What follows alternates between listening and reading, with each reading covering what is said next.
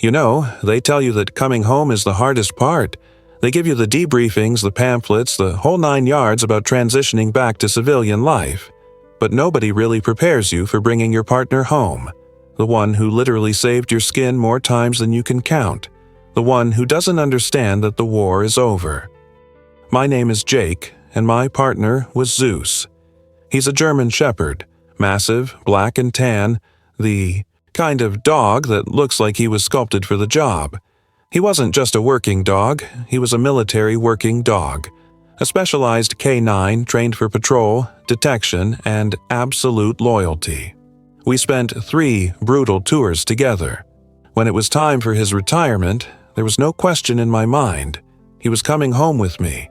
I spent 6 months fighting the military bureaucracy, filling out forms, arguing with colonels, just so I could sign the adoption papers. I wasn't leaving my best friend behind in some kennel, not after everything.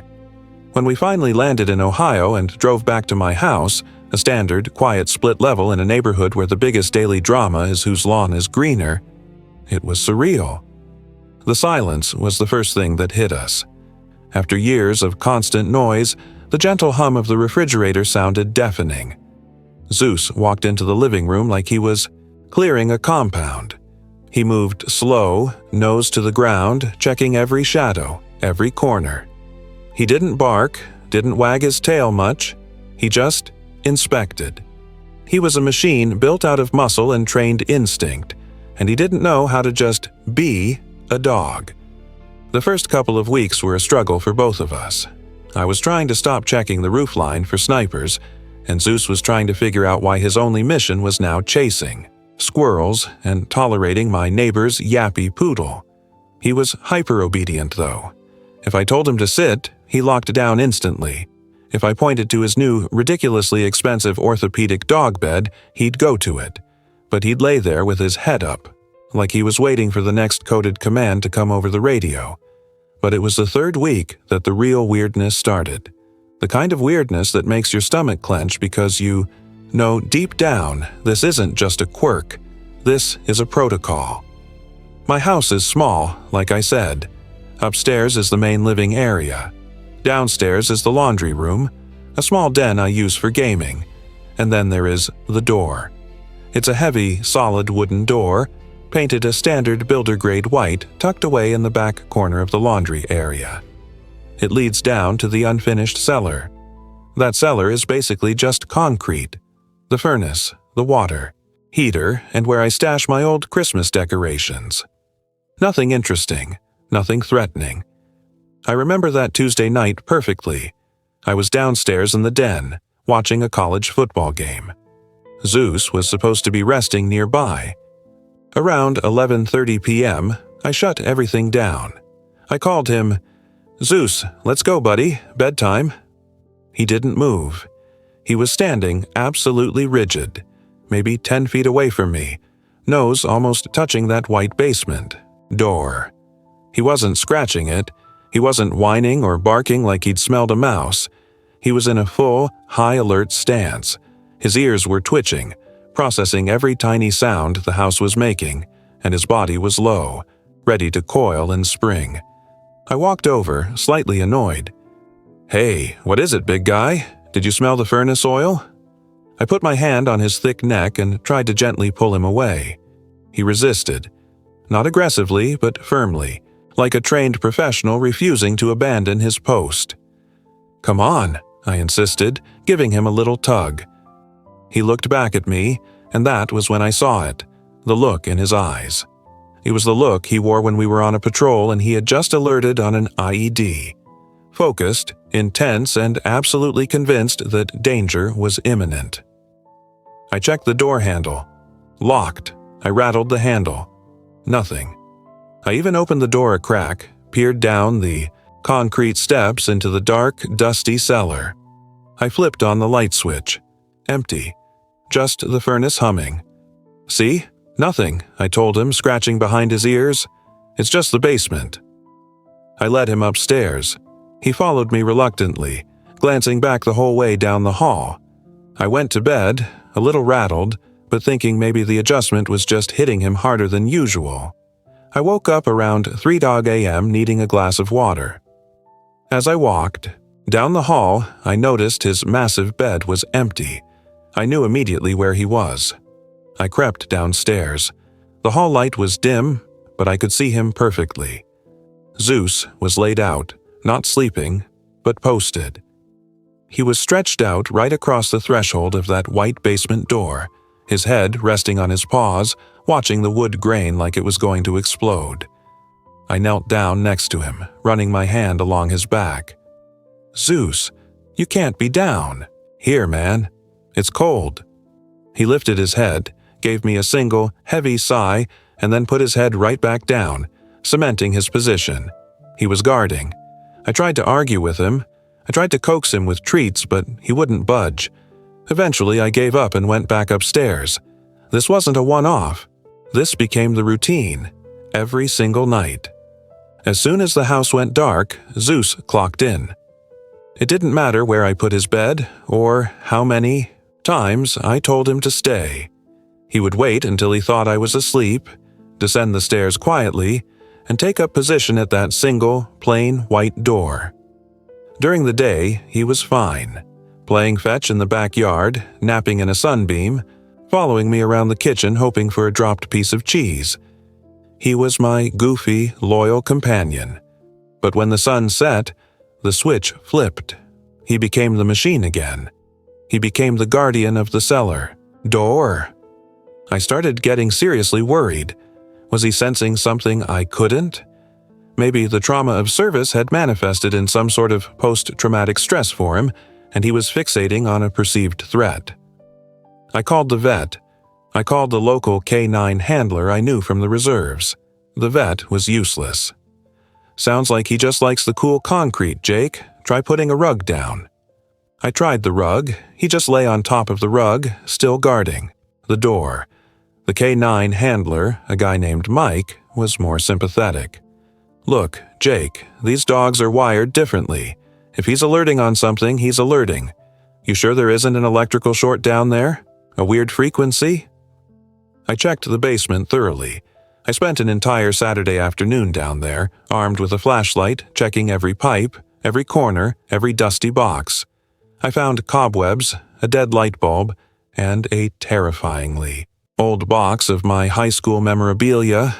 Nothing alive, nothing moving. I even had the pest control guys come out, thinking maybe it was a family of raccoons or a massive rat infestation that Zeus could smell, but I couldn't locate. They used their UV lights and traps. They found nothing. "Your basement is remarkably clean, sir," the guy told me, looking at Zeus skeptically, who was sitting 3 feet away, watching the pest controller like he was a suspicious intruder. The more I tried to stop him, the more determined he became. If I locked him upstairs with me, he would sit by the bedroom door and let out a single, deep sigh every 5 minutes, a sound of profound disappointment that he was being prevented from doing his job. He wouldn't sleep. Eventually, I realized that for the sake of his peace and mine, I had to let him guard. So, every morning, I would find him there, curled up in front of the door. And every night, I would say goodnight to him upstairs, knowing full well he was about to ditch me for his lonely, silent vigil. It was more than just annoying. It was unsettling. It made the house feel heavy. It made me feel like I was missing something crucial. We had survived firefights, hidden explosives, and landmines, only to return to suburban bliss where the greatest threat was apparently behind a white, wooden door leading to the furnace. I began making up theories. Maybe the house had a history. I checked the local records. Built in 1978. No murders, no major incidents. Just a string of boring families. Maybe it was the materials. Was there some residual chemical in the paint or the wood that triggered a detection memory? Unlikely. The worst part was the fear that crept in. When I looked at him posted there, alert and focused, I couldn't shake the feeling that he knew something. That his finely tuned instincts, which had kept me alive for years, were firing off now, and I was too civilian, too dull to see the danger. I started having trouble sleeping again, just like I did overseas. I'd lay in bed, listening. Was that a scratch? Was that the furnace or a footstep? I'd strain to hear the slightest change in the house's acoustics, waiting for Zeus to bark. The thunderous, terrifying bark that meant contact. But the bark never came. He just stood guard, silent, dedicated, and utterly convinced that the only thing standing between safety and catastrophe was his powerful body blocking that one door. This went on for months, 6 months, maybe 7. It stopped being weird and started being normal. People would visit, and if they went downstairs, they'd ask, "Why is your dog obsessed with the basement door?" I'd just shrug and say, "He's a retired military dog. He still likes to keep watch." I started carrying the weight of his anxiety too. I'd wake up feeling guilty. My job was to take care of him now, and yet here he was, still taking care of me, fighting an invisible war in my dusty basement. One day, I decided I was going to beat him. I was going to break the pattern. It was a Saturday, and I spent the whole morning cleaning out the cellar. I dragged every box, every piece of junk, every dusty holiday decoration upstairs. I wanted the basement to be completely empty. I scrubbed the concrete floor. I checked the vents. I even checked the small single window well. It was clean, just dirt and leaves outside. "There," I told Zeus, who was watching me from the top of the stairs with an expression of intense disapproval. "It's empty. There's nothing there." That night, I watched him. The lights went off. Silence. I waited. 10 minutes. Then the soft thump, thump of his paws on the stairs. He walked right past the den, right past the laundry machine, and stopped. He stood in front of the now empty, concrete-floored, white-painted basement doorway. He didn't look confused. He just lay down, just as before. It wasn't about what was in the basement, I realized. It was about the door itself, the threshold, the entrance. It was a complete dead end. I had exhausted every logical explanation.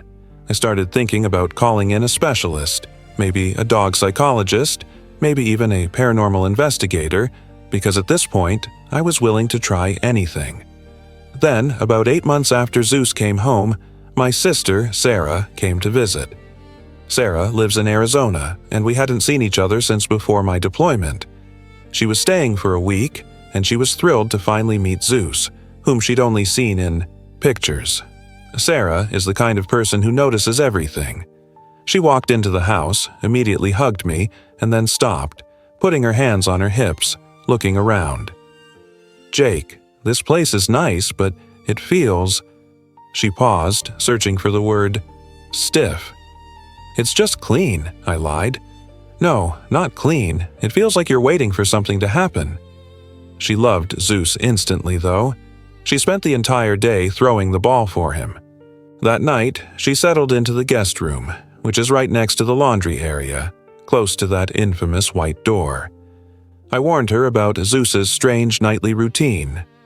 "Don't worry if you hear him downstairs all night, he's just guarding the cellar door. It's a thing he does."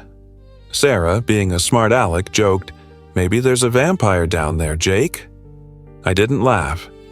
The next morning, I was making coffee when Sarah came wandering into the kitchen, looking exhausted. "I couldn't sleep," she said, rubbing her eyes. "Not because of the bed, but because of Zeus." "Yeah, he's loud when he moves around," I said, pouring her a cup. "No, it wasn't the noise. It was the intensity. I went to the bathroom around 2 a.m. and he was down there posted up. I went to pet him, and he just gave me this low growl, barely audible, but it chilled me to the bone. Like, don't interfere with the mission." "He does that," I confirmed. "He's a great dog, but sometimes he forgets he's retired." Sarah sipped her coffee, leaning against the counter, still looking thoughtful. "Did you ever think about why he chose that door?" "Of course I did, Sarah. I checked for everything. Pests, weird smells, history, nothing. No, I mean, why specifically that door in this house? Did you train him here?" "No. I bought this house right before I left. For the last tour. He's never been here before the last 8 months." She looked around the kitchen, her eyes wandering from the back door to the window, then back toward the hallway leading downstairs. "Wait," she said, suddenly snapping her fingers. "Where do you keep your emergency supplies?" "Emergency supplies? Like what?" "You know, your bug-out bag, your medical kits, the stuff you keep hidden just in case." I pointed toward a large storage closet in the dining room. "In there, locked up." "Okay," she nodded, processing this. "And where do you keep your personal defense weapons, your rifle?" I hesitated. I kept my service rifle, cleaned and locked in a heavy-duty safe, in a hidden compartment built into the floor of my upstairs bedroom closet. It was secured behind a secondary wall panel. "Upstairs," I told her, "completely secured." She frowned. "So, the most valuable, sensitive, or defensible positions in your house are the safe weapons location upstairs and the main exit points, right?" "Right." "Then why," Sarah asked, pointing toward the basement door, "is the most highly trained, hyper-vigilant military asset in the world guarding the entrance to your furnace? It makes no tactical sense, Jake." That was the first time I really heard the question put that way. Tactical sense. For Zeus, everything was tactical. He wasn't guarding mice, he was guarding a threat. "Maybe he smells something in the ducts," I offered weakly. Sarah walked over and looked at the white door again, tilting her head. "I don't know, Jake. But if he's dedicating 12 hours a day to this post, there has to be a reason tied to his training. Did you ever use this house for staging or training exercises before you owned it?" "No," I repeated. "It's just a house. It's boring." She stared at the door, then turned and looked back at the rest of the downstairs area. The laundry room was small, maybe 8 by 10 feet. The door was on the far wall.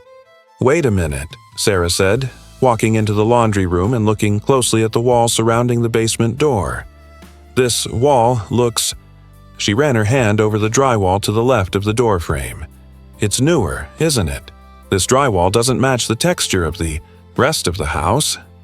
I hadn't noticed. I'd been so focused on the door, I hadn't looked at the surrounding wall. I went closer. She was right. The drywall to the left of the door, maybe a 4-foot section, felt smoother, less textured than the rest of the hall. It was a subtle difference, but noticeable once you touched it.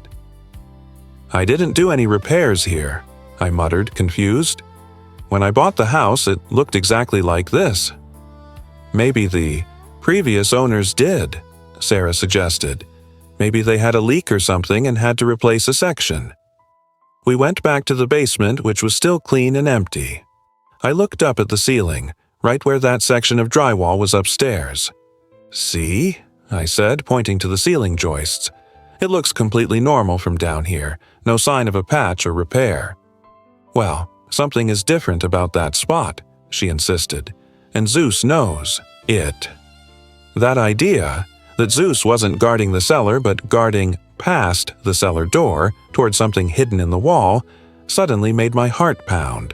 It felt like the first real lead in 8 months. I grabbed a small flathead screwdriver from my toolbox. If there's something behind that wall, I'm going to find it. I started gently scraping at the paint where the new drywall met the old, right next to the door frame. The paint flaked away, and I peered closely at the seam. "It's definitely been patched," I confirmed. "The seam is too clean here, and look at the thickness of the paint." I pressed harder with the screwdriver and the drywall gave slightly. It wasn't solid. It sounded hollow, too hollow, even for a standard wall cavity. Sarah was practically vibrating with excitement. What if it's a hidden compartment, like a safe? I drove the screwdriver tip into the wall, just hard enough to penetrate the drywall. I wiggled it. Nothing, just dust and insulation. But as I pulled the screwdriver out, Zeus, who had been lying patiently in the living room, suddenly appeared at the top of the stairs. He descended slowly, not in his usual nighttime stalking gait, but deliberately, like he was approaching a confirmed target. He walked right up to the spot where I had poked the hole. He didn't growl, he didn't bark, just sniffed the drywall, his muscles tense. Then he looked up at me, his eyes demanding action. "Okay, buddy," I said, feeling a surge of adrenaline. "You win. Let's see what you've been guarding." I went to the garage and grabbed a small handsaw, the kind you use for cutting plaster. I returned and very carefully started cutting a small square section of the newer drywall right next to the basement door, exactly where Zeus had alerted. The dust flew. Sarah held her hands over her mouth, and Zeus watched every move, his tail held perfectly still. The saw buzzed quietly, tearing through the plaster and the paper backing. Finally, I cut the square loose. I reached in and pulled the piece of drywall out of the wall. What I saw inside the cavity made me freeze. It wasn't insulation. It wasn't a pipe. It was a metal box. A small, dark gray metal box, bolted securely between the wall. Studs. It looked like a lockbox or a specialized safe, maybe 8 inches high and 12 inches wide, and it had clearly been there for a long time, hidden behind the drywall patch. Zeus let out a single, low woof of air, a sound of professional satisfaction. He had been right all along. This wasn't a quirk, it was a mission. He wasn't guarding the furnace, he was guarding the secret hidden right next to it.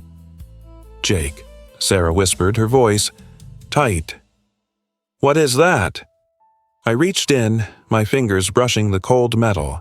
It was heavy, and it was locked, secured with a small specialized combination dial.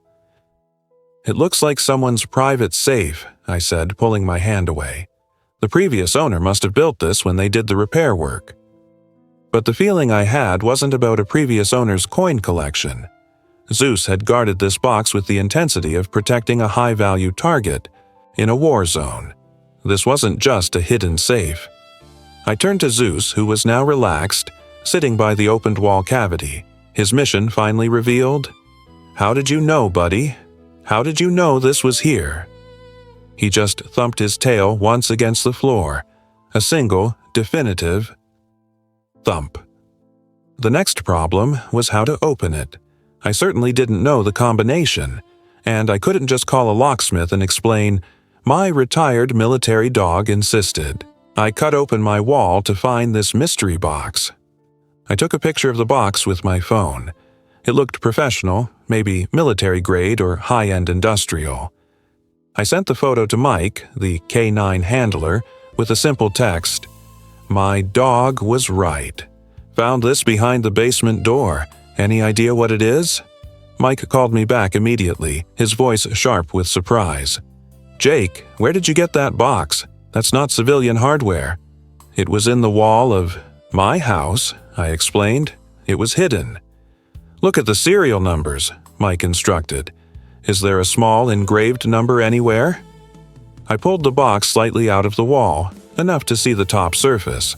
There was a tiny, laser-etched serial number, faint but readable. I read the number to Mike.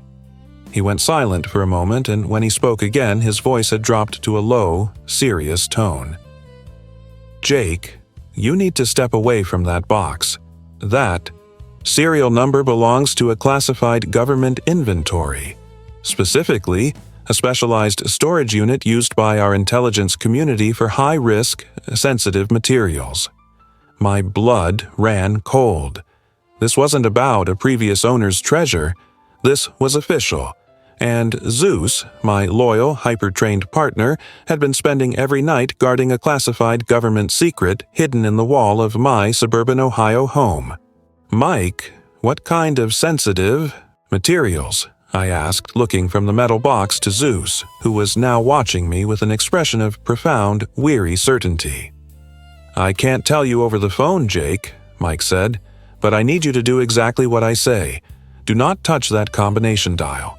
Do not try to move the box, and do not, under any circumstances, allow anyone to know you found it. I'm calling this up the chain right now. Stay put. I'll be there in 3 hours." I hung up the phone, my hand shaking slightly. Sarah was staring at me, her eyes wide with shock. Zeus, however, was calm. He finally looked like he could rest. His mission, after 8 long months, was complete. He had successfully alerted his handler to the threat. The silence in the laundry room was heavy now. I realized that the house hadn't been stiff, as Sarah had said. It had been holding its breath. And now, the true reason for Zeus's relentless, nightly vigil was about to come crashing down on my quiet, boring life. I had brought the war home after all, and it was waiting for me behind a simple, white door. I hung up the phone, and the silence that followed was louder than any explosion I'd ever heard overseas. My suburban laundry room had just become ground zero for a government secret, and the only witness was my sister and a German shepherd who was finally, gloriously, vindicated. Sarah, bless her heart, looked like she was about to faint. "Classified government inventory?" she whispered, her eyes fixed on the dark metal box gleaming inside my drywall. "Jake, what in the world did you buy?" "I bought a house, Sarah. A boring, split-level house," I corrected her, but even to my own ears the words sounded ridiculous. I looked at the box. It was bolted tight. The combination dial was small and precise, clearly designed not to be picked or forced easily. It wasn't movie-style bank vault stuff, but it was serious. My military training kicked in immediately. The adrenaline that had been missing for 8 months, the kind that makes your senses sharpen and your movements deliberate, was back. "Okay, Sarah, listen to me," I said, my voice low and firm. "We have 3 hours until Mike gets here. We need to secure this area." She nodded, wide-eyed. First, I retrieved the piece of drywall I'd cut out and jammed it back into the hole, covering the box. It wasn't a perfect fit, but it hid the evidence. Then, I grabbed a heavy moving blanket from the garage and draped it over the entire section of the wall, making it look like I was covering the washer and dryer. "Why are we hiding it if they're coming for it?" Sarah asked, helping me push the washing machine closer to the wall. "Because Mike said not to let anyone. No, we found it. And if this box is as hot as he thinks, anyone could be watching this neighborhood. We don't advertise a vulnerability." Next, security. I locked the back door and checked all the windows downstairs. I didn't have a sophisticated alarm system, just the standard key code, but I grabbed my old service pistol from the safe upstairs. I didn't load it, but I kept it nearby. Just holding the weight of it felt strangely comforting. Zeus watched this whole process. He wasn't helping, but he wasn't resisting. He was just observing. He'd lay down, then pop his head up, processing every sound, every movement. He was back in the fight, and he looked happier than he had in months. The 3 hours stretched out like chewing gum. Sarah and I sat in the den, which was just around the corner from the laundry room, whispering. We kept the TV volume low, trying to look normal. But every creak in the house, every passing car, made us jump. "Do you think someone is going to try to break in?" Sarah asked, hugging her knees. "I don't know," I admitted. "But if this box belongs to a government agency, then someone, either that agency or whoever hid it, knows its location. If they figure out it's compromised, they'll move fast." I kept thinking about Zeus. How had he known? "Jake," Sarah said, interrupting my thoughts. "It wasn't just the drywall. It was the door, right? He focused on the door for months." "Yeah, but the box is next to the door, not in the cellar," I argued. "But the door is the access point to the back corner of the house. It's the only way to get to that wall without going through the main living area. Maybe he wasn't guarding the contents, maybe he was guarding the vulnerability." It was a good point. Zeus was trained to secure critical infrastructure and access points. The cellar door, while mundane to me, was a single, relatively unprotected access point to the foundation of the house. If someone wanted to access that hidden compartment from the outside, they might try to breach the foundation wall from the cellar. But still, why this house? Why me? Around 1D Annam, a large, dark SUV, a generic, heavy-duty government kind, pulled up 2 houses down. It parked without lights and stayed silent. "That's him," I said, my voice barely a breath. Mike didn't bother with the front door. He used the side gate and knocked lightly on the kitchen door, which I had left unlocked for him. He was wearing plain clothes, khakis, and a dark polo, but he carried himself with the intense, coiled readiness of a field operative. He wasn't alone. Another man, younger and quiet, wearing a similar uniform of anonymity, followed him. "Jake," Mike said, shaking my hand firmly. His eyes weren't friendly, they were purely professional. "This is Agent Harris. He's going to maintain perimeter security. Where is it?" I led them downstairs past Sarah, who gave a nervous wave. Zeus rose from his post in the den and walked over to Mike. Mike immediately acknowledged him. "Hey, Zeus, good boy, you kept the post." He gave Zeus a quick, professional scratch behind the ears. Zeus gave a small, satisfied woof. I pulled the moving blanket and the jammed piece of drywall away. The metal box was exposed in the wall cavity. Mike shone a tactical flashlight on it. He didn't touch it. He just stared at the serial number I had read him earlier. "Yep," he confirmed, his voice flat. "That's it. Jake, I need you and your sister to go upstairs and stay there. Do not come down until I tell you." "Wait, Mike, what is it?" I insisted. "You said sensitive materials. Is it a bomb? Because if it's explosives, Zeus would have reacted differently." Mike sighed, lowering the flashlight beam. "You're right, Jake. Zeus is a bomb dog, but he's also a tracking and recovery dog. If this were a high-yield explosive, he wouldn't be resting on it. He'd be scratching the paint off the wall. Whatever is in there is worse than a bomb, Jake. It's information." He looked at the box, then back at me. "This type of unit, the SN series, is typically used for holding encrypted hard drives, specialized communication gear, or highly sensitive documents related to deep cover operations. This isn't just classified, this is compartmented." Mike explained that the serial number belonged to a specific highly secretive unit that had been dismantled 3 years ago after an internal compromise. The members of that unit, he said, were essentially ghosts. They operated outside standard military channels, often deep behind enemy lines.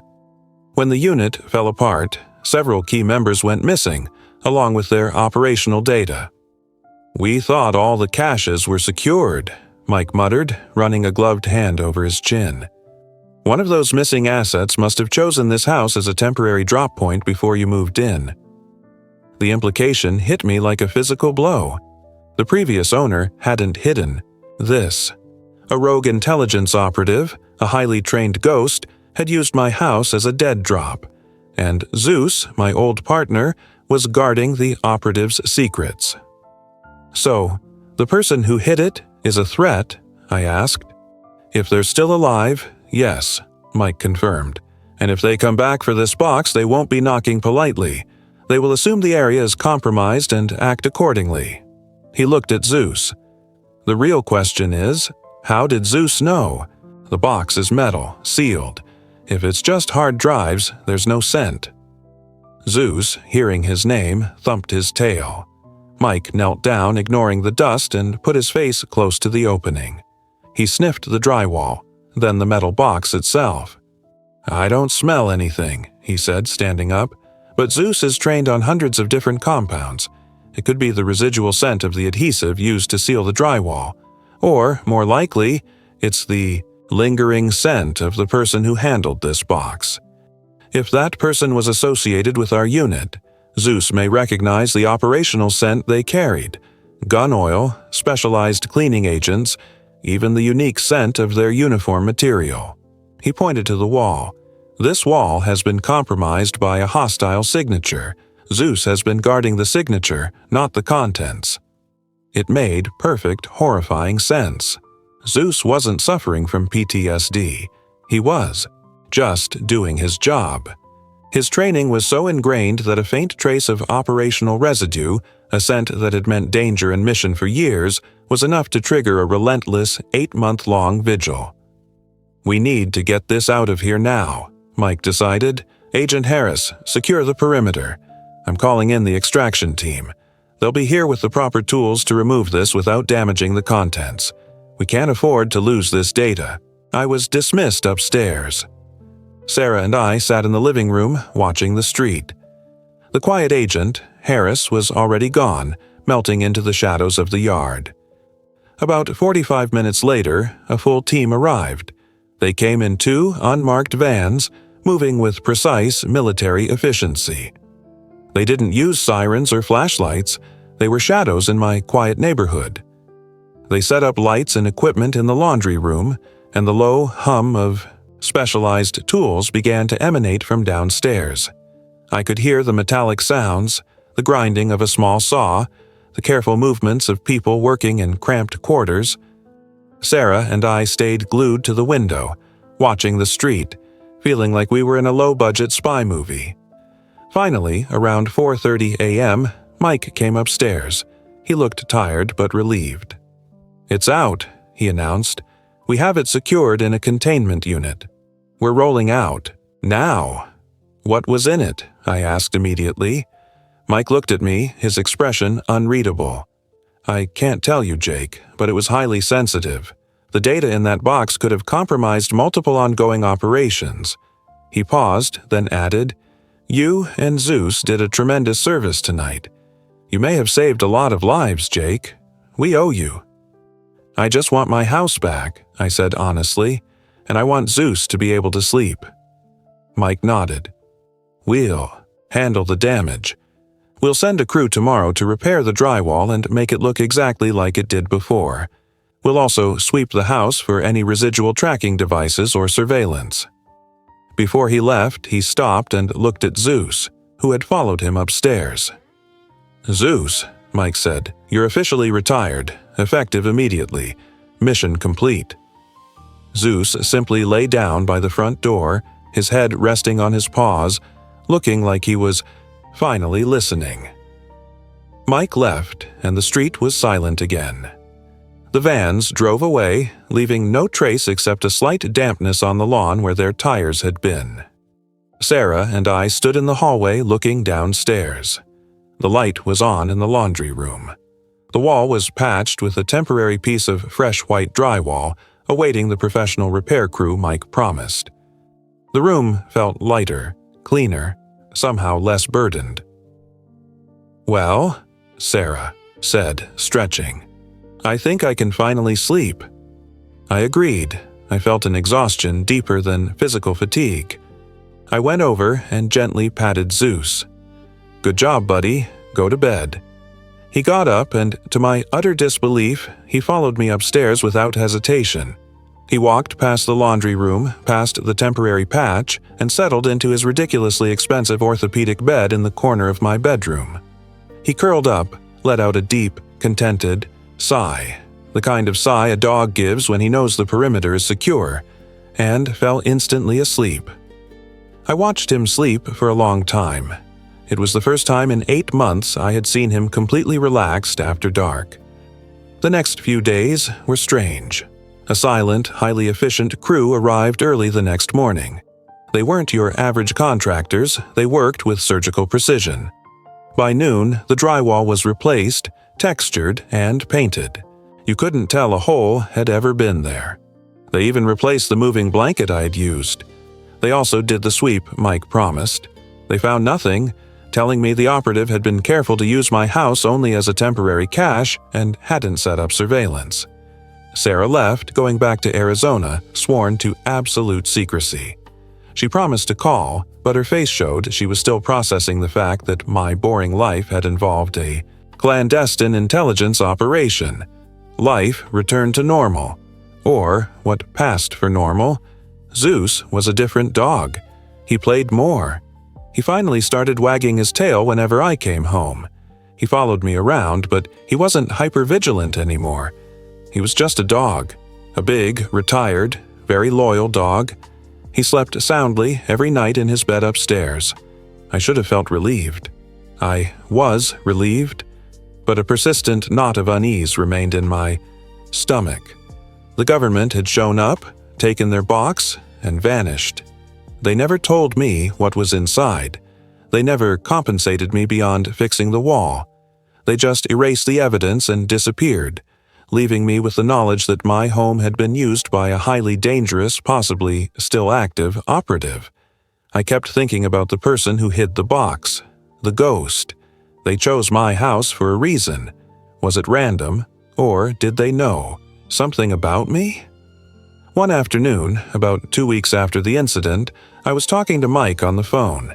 He was making sure I hadn't talked to anyone and that the repairs were satisfactory. "Mike," I asked, "be honest with me.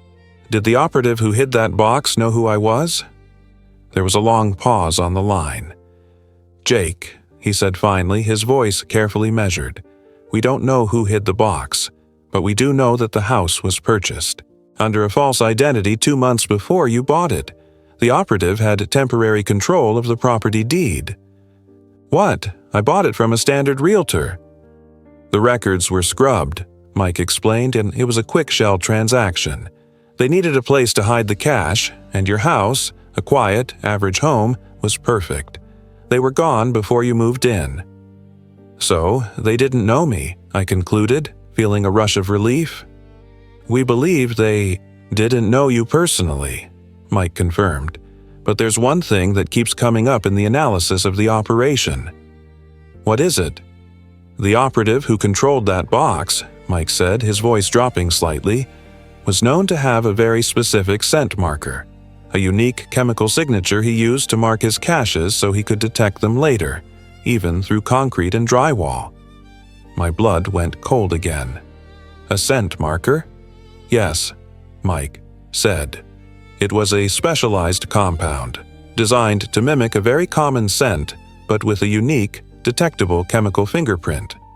The idea was to mask the marker in plain sight, so only specialized detection equipment, or, apparently, a world-class K9, could find it." "What scent?" I asked, my voice barely a whisper. Mike hesitated. "It's unusual. It was a synthetic compound based on a very common, very strong scent found in domestic homes. They designed it to blend in with the scent of—" "Mike, just tell me." "It was designed to smell like cheap furnace oil, Jake, like the kind of residue you get in a dusty old basement." I hung up the phone slowly, my mind reeling. Did you smell the furnace oil? That's what I had asked Zeus that first night, and he had been standing there, rigid, focused, smelling the synthetic residue of a high-risk operative, disguised as the mundane smell of my own dusty basement. He hadn't been guarding the door to the furnace. He had been guarding the scent of the man who had planted the threat, a scent that had been specifically designed to fool humans, but not a dog trained to detect the infinitesimal difference between a mundane odor and a targeted chemical signature. The relief I had felt vanished, replaced by a new, deeper level of unease. The crisis was over, the box was gone, and Zeus was sleeping. But the story wasn't quite finished. About a month later, I was downstairs folding laundry. Zeus was curled up in the den, chewing on a bone, completely relaxed. I looked at the newly patched, painted white door. It looked utterly harmless. But as I was putting away the clothes, I noticed something strange about the laundry machine itself. It was a heavy, older model, and I hadn't moved it since the repair crew left. I knelt down to retrieve a sock that had fallen behind it. As I reached back, my hand brushed against the metal casing of the machine, and I realized the washing machine wasn't quite flush against the wall. There was a gap, maybe half an inch, right where the repaired drywall section was. Curiosity, or perhaps the newly reignited paranoia, made me push the machine forward slightly. It scraped heavily on the concrete floor. I peered into the gap. The drywall was perfect. But about a foot above the floor, right on the seam where the wall met the concrete foundation, there was a tiny, almost invisible scratch mark. It was just one small, faint line in the paint. It looked like someone had tried to pry something open. I ran my fingers over the scratch. It was subtle, but it was definitely there. I pulled out my phone and used the flashlight to illuminate the spot. And then I saw it, tucked right into the corner, almost completely hidden by the machine and the baseboard, was a tiny piece of paper. It looked like a folded receipt or a note, pushed deep into the crack. I had to use a pair of needle-nose pliers to fish it out. It was a small piece of heavy, water-resistant paper, folded into a tight square. My heart started to pound again. This wasn't the government's work. Mike's team had been meticulous. This had to be from the ghost. I unfolded the paper carefully.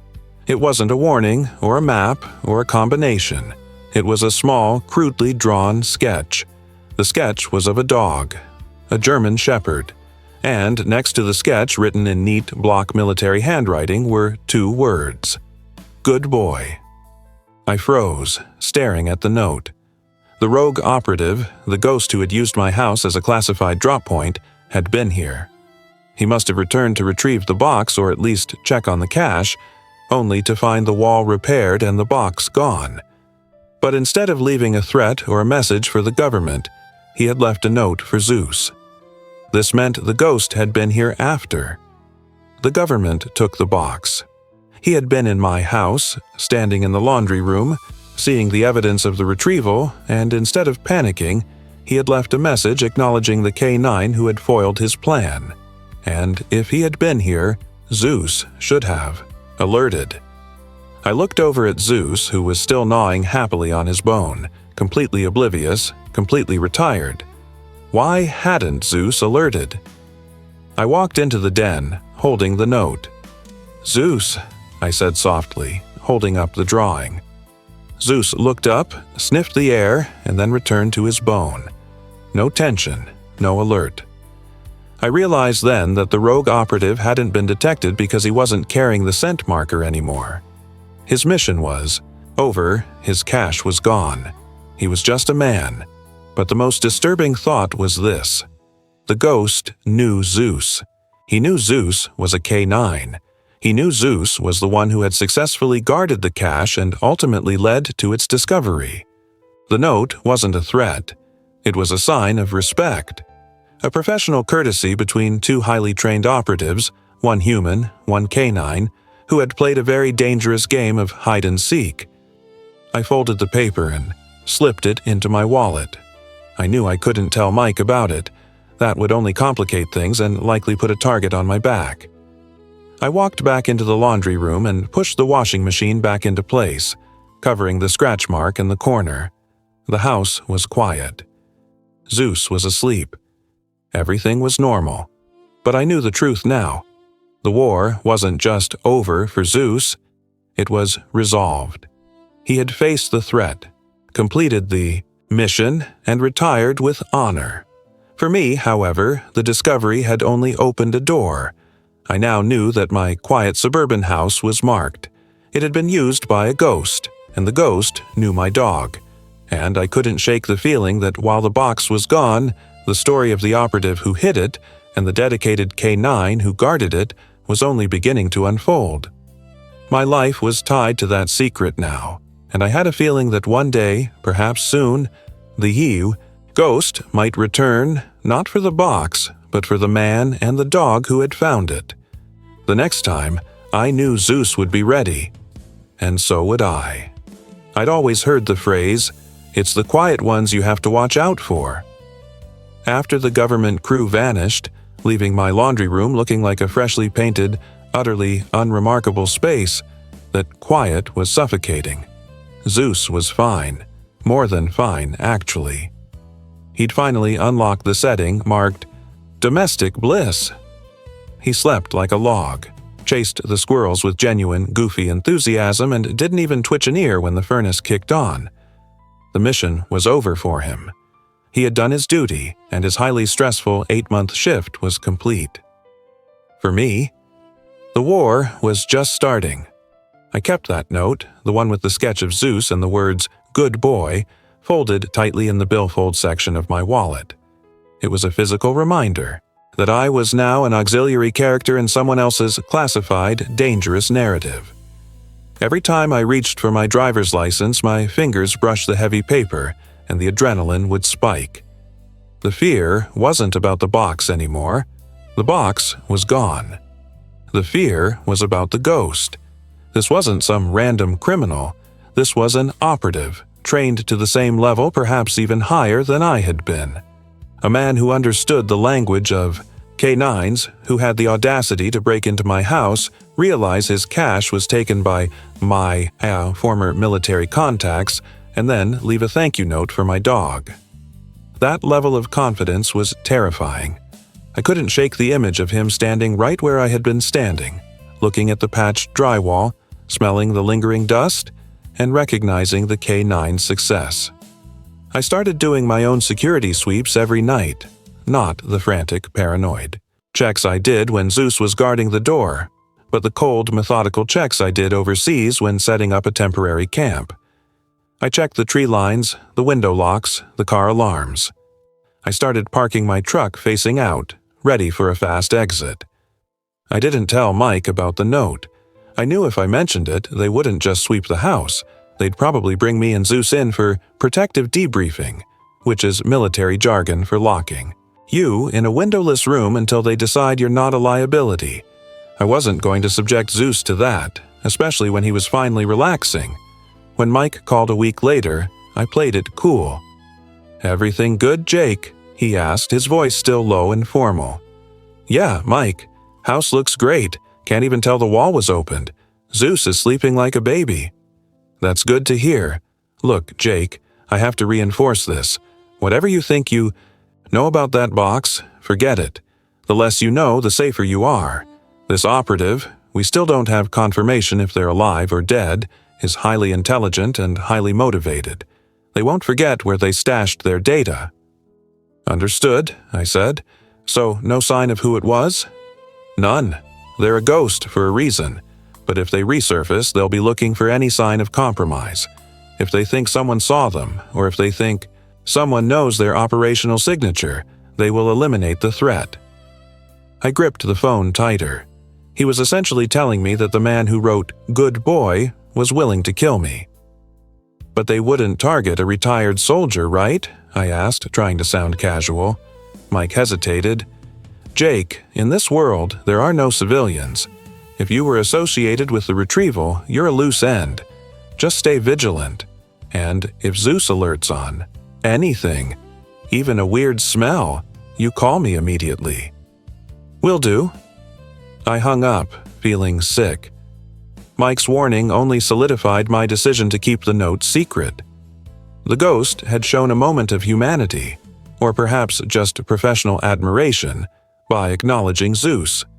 If I threw that up the chain, the response would be purely tactical and potentially deadly. Life settled into a strange rhythm. Zeus and I were enjoying our retirement, but I was constantly scanning the periphery. I tried to convince myself that the ghost was long gone, probably halfway across the world, setting up a new life. But then, about a month after the extraction, I went back down to the laundry room. It was a Saturday, and I was doing the weekly deep cleaning I had started doing, not out of neatness, but out of paranoia. The repair crew had been immaculate. The painted drywall was seamless. The washing machine was pushed back perfectly against the wall, covering the small scratch mark where the ghost had pried the corner. But as I was wiping down the concrete floor, I noticed something that made me stop breathing. It wasn't a big thing. It was tiny, right where the washing machine drain hose runs into the floor drain. A small, dark, recessed circle of concrete, there was a faint, almost microscopic shimmer. I knelt down, pulling the hose aside. I had cleaned this area thoroughly before the government came, and I cleaned it again after the repair crew left. I knew what clean concrete looked like. This shimmering was coming from a tiny, almost invisible speck of something metallic, lodged deep in the rough concrete right next to the drain cover. It looked like a sliver of metal, maybe the size of a grain of sand. I used the tip of a toothpick to carefully pick it out. It was heavy for its size. I took it upstairs to the kitchen counter and looked at it under the bright overhead light. It wasn't a piece of metal shavings from the repair crew. It was too uniform. It was perfectly cylindrical, maybe 2 millimeters long, and it had a subtle, dark coating that made it look like oxidized copper or brass. I immediately thought of my military training. When you're dealing with specialized equipment, every part is unique. This looked like a component. A very small, very specialized component.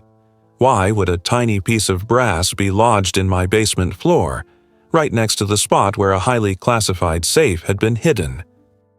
I went straight to my home office where I kept my old gear. I grabbed a jeweler's loupe, a small magnifying glass I used for inspecting weapon components. Under magnification, the tiny sliver revealed its secrets. It wasn't just a piece of metal.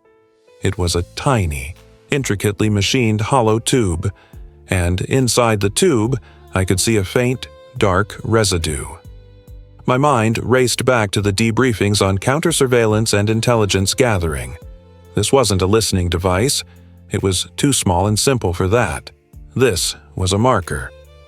I remembered a briefing from years ago about micro-seeding, the practice of leaving tiny, non-electronic markers at a compromised location. They were invisible to the naked eye and hard to detect with standard sweeps. But why leave a marker? The ghost knew the box was gone. The mission was over. Unless the ghost was signaling something else. I got back on the phone with Mike. This time, I didn't lie. I just stuck to the facts of the discovery, omitting the good boy note. Mike, I was cleaning the basement and I found something. A tiny piece of metal near where the box was. I described the object and its location. Mike's voice went instantly tight. Don't touch it with your bare hands. Bag it immediately. Is it electronic? No, I don't think so. It looks like a microcomponent, Mike. Maybe brass or copper alloy. Jake, you need to send me a photo high resolution. I bagged the sliver and took the best possible photo I could get through the plastic. I sent it off.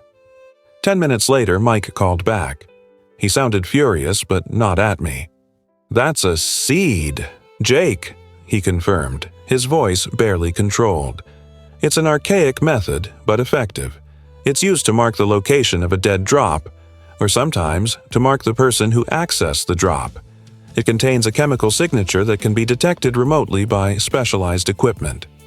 So, the ghost came back and marked the area. No, Mike corrected me, his voice grim. The ghost didn't place that. That seed was placed inside the wall cavity, likely when the safe was installed. It was designed to adhere to whatever touched the safe during its removal. Our crew must have missed it when they were packing up the box. My stomach clenched. So, whoever took the box is carrying the marker. Mike confirmed it. It's designed to be sticky. It adheres to gloves, bags, clothes. Our team followed protocol, but these seeds are notorious for hitchhiking. The person who removed the box is now carrying a traceable beacon. Wait, so the ghost isn't tracking me? No, Jake. The ghost is tracking us. He left a way to find out who retrieved his information, likely hoping to recover it later or take revenge on the recovery team. The immediate danger shifted, but the fundamental problem remained. My house was the focal point. Mike, I said, I think you need to send your crew back, and I think you need to check every single person who was in my house that night. We're on it, Mike snapped. I'm sending a team back for that seed. Do not let it out of your sight. We will sweep the house again. The next night, the government crew returned. Same silence, same precision. They took the microscopic seed away in a specialized container. They swept the basement again, this time with different equipment. They found nothing else. Mike called me the next day. We found the team member who carried the seed. It was stuck to the seam of his tactical vest. He's been contained and decontaminated. Good catch, Jake. You just saved us a major headache. I hung up, feeling marginally better, but still deeply unsettled. The ghost was playing chess, and I was just the pawn who occasionally saw the next move. The discovery of the seed made me revisit the good boy note. Why leave that if the ghost was only interested in tracking the retrieval team? I went back to the laundry room, looking at the pristine white wall. I had been focused on the wall, the floor, the washing machine. But what about the door itself, the object of Zeus's 8-month obsession? I opened the basement door and looked at the inside face of the wood. It was thick, solid, and painted white. I ran my hand over it. Smooth. I looked at the hinges. Standard hardware. But then I saw it. Tucked into the slight gap between the doorframe and the wall, the seam that was constantly covered by the door when it was closed, was another anomaly. It looked like a piece of dried putty or caulk, but it was a different color than the surrounding white paint. It was a dull, almost beige color, and it looked like it had been pressed into the seam recently. I got my small screwdriver again and carefully chipped away at the beige material.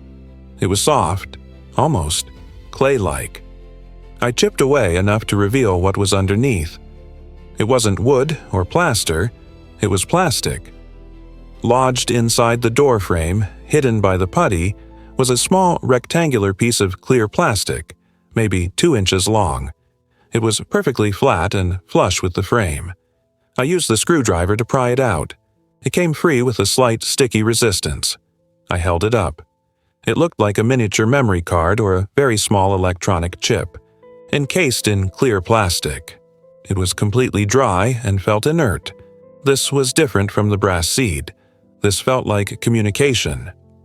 I didn't call Mike this time. I was tired of being the government's alarm system.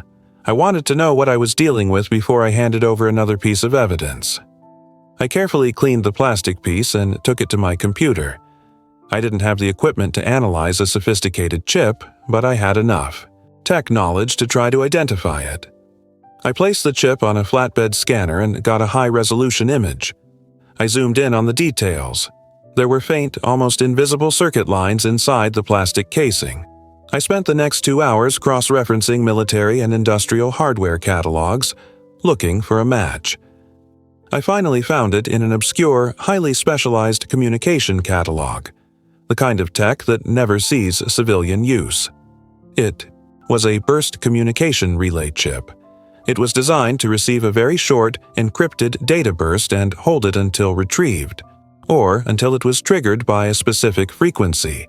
It was essentially a highly durable, low-power message receiver. The ghost hadn't just used my house as a dead drop. He had turned the door itself into a temporary communications post. This explained Zeus's relentless focus on the door, not just the wall. Zeus wasn't guarding the scent of the man or the safe.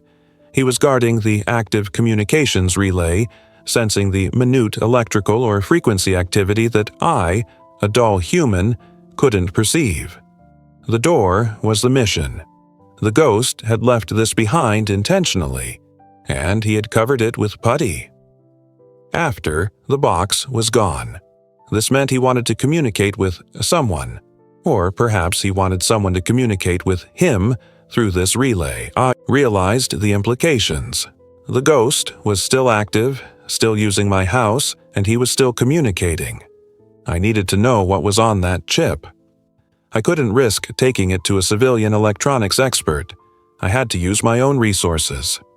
I still had contacts from my reserves unit, a former signals officer named Ray, who was now running a custom IT security firm in Columbus. I drove 2 hours to Columbus the next day. I told Ray I had found a piece of sensitive industrial hardware and needed to know if it held data, and if so, how to extract it without triggering a kill switch. Ray, a big, bearded man who appreciated the drama, looked at the chip under his microscope. "Dude, this isn't industrial. This is heavy-duty government issue. This thing is built to survive an EMP blast. Extracting data without the key is going to be a nightmare." "Just try to see if it's active," I urged him. Ray hooked it up to a non-invasive frequency analyzer. Within seconds, the machine started buzzing softly. "It's active," Ray whispered, adjusting a dial. "It's transmitting a very low-power coded beacon. It's waiting for a response signal." "Can you read the data?" "No, it's locked down tight. We need the encryption key, which is probably stored on a separate piece of hardware." I felt a wave of frustration. The answer was right there, but locked away. "Wait a minute," Ray said, squinting at the screen. The beacon isn't just generic. It's broadcasting a unique identifier. It's not looking for any signal. It's looking for one specific signal. He traced the identifier back to its source coding. The burst code is referencing something external, a specific piece of hardware that acts as the key. What kind of hardware? Ray pointed to a string of alphanumeric characters on the screen. This sequence, it's not a password. It's a serial number format, a specific, highly customized serial number format. My blood ran cold. Can you cross-reference that format with any known government inventory? Ray shrugged. Sure, but that's high-level access, Jake. I can run it through a dark web search, maybe find some leaked classified specs. He typed for a minute, running the sequence through various databases. He came back with nothing but dead ends until he hit a specific, deep forum frequented by former intelligence contractors. Got something, Ray muttered. This format, the SNE series, it matches the serial number protocol for specialized K9 training collars used in deep cover operations. I gripped the edge of the desk. A training collar? Yeah, the kind that stores operational codes, mission logs, and possibly encryption keys.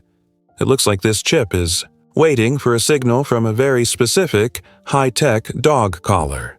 I knew exactly which dog collar he meant. Zeus's collar.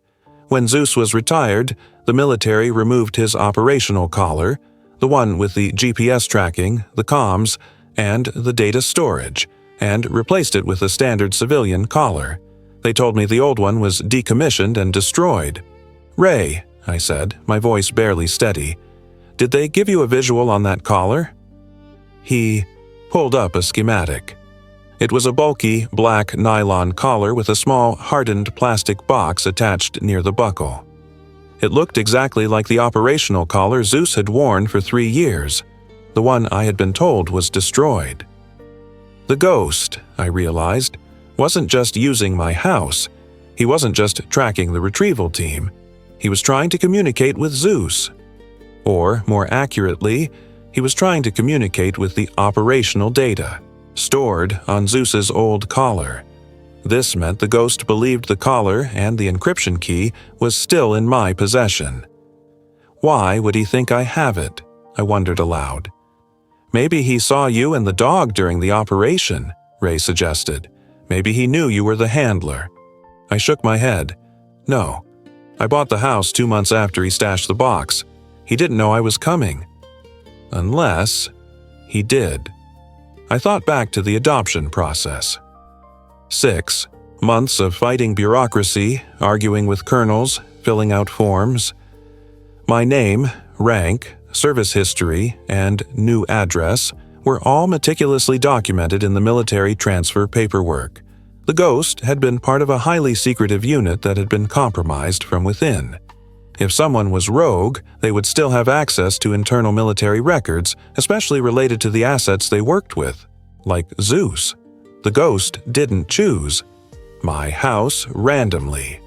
He chose a newly acquired, unoccupied house, knowing that the new owner was likely me, the handler of the 1K9 asset he trusted.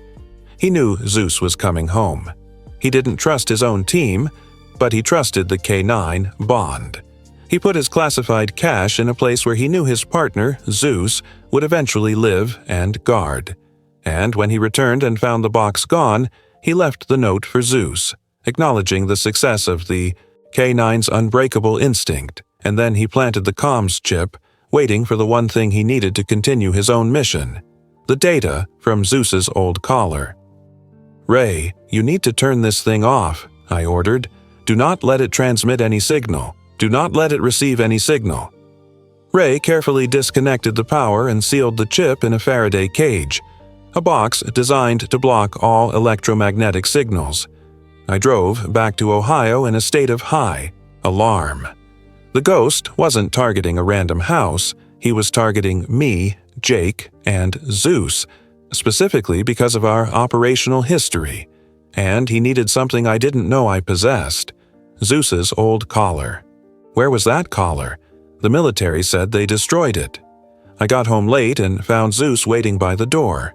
He was happy, relaxed, and oblivious to the fact that his old gear was now the key to a major intelligence leak.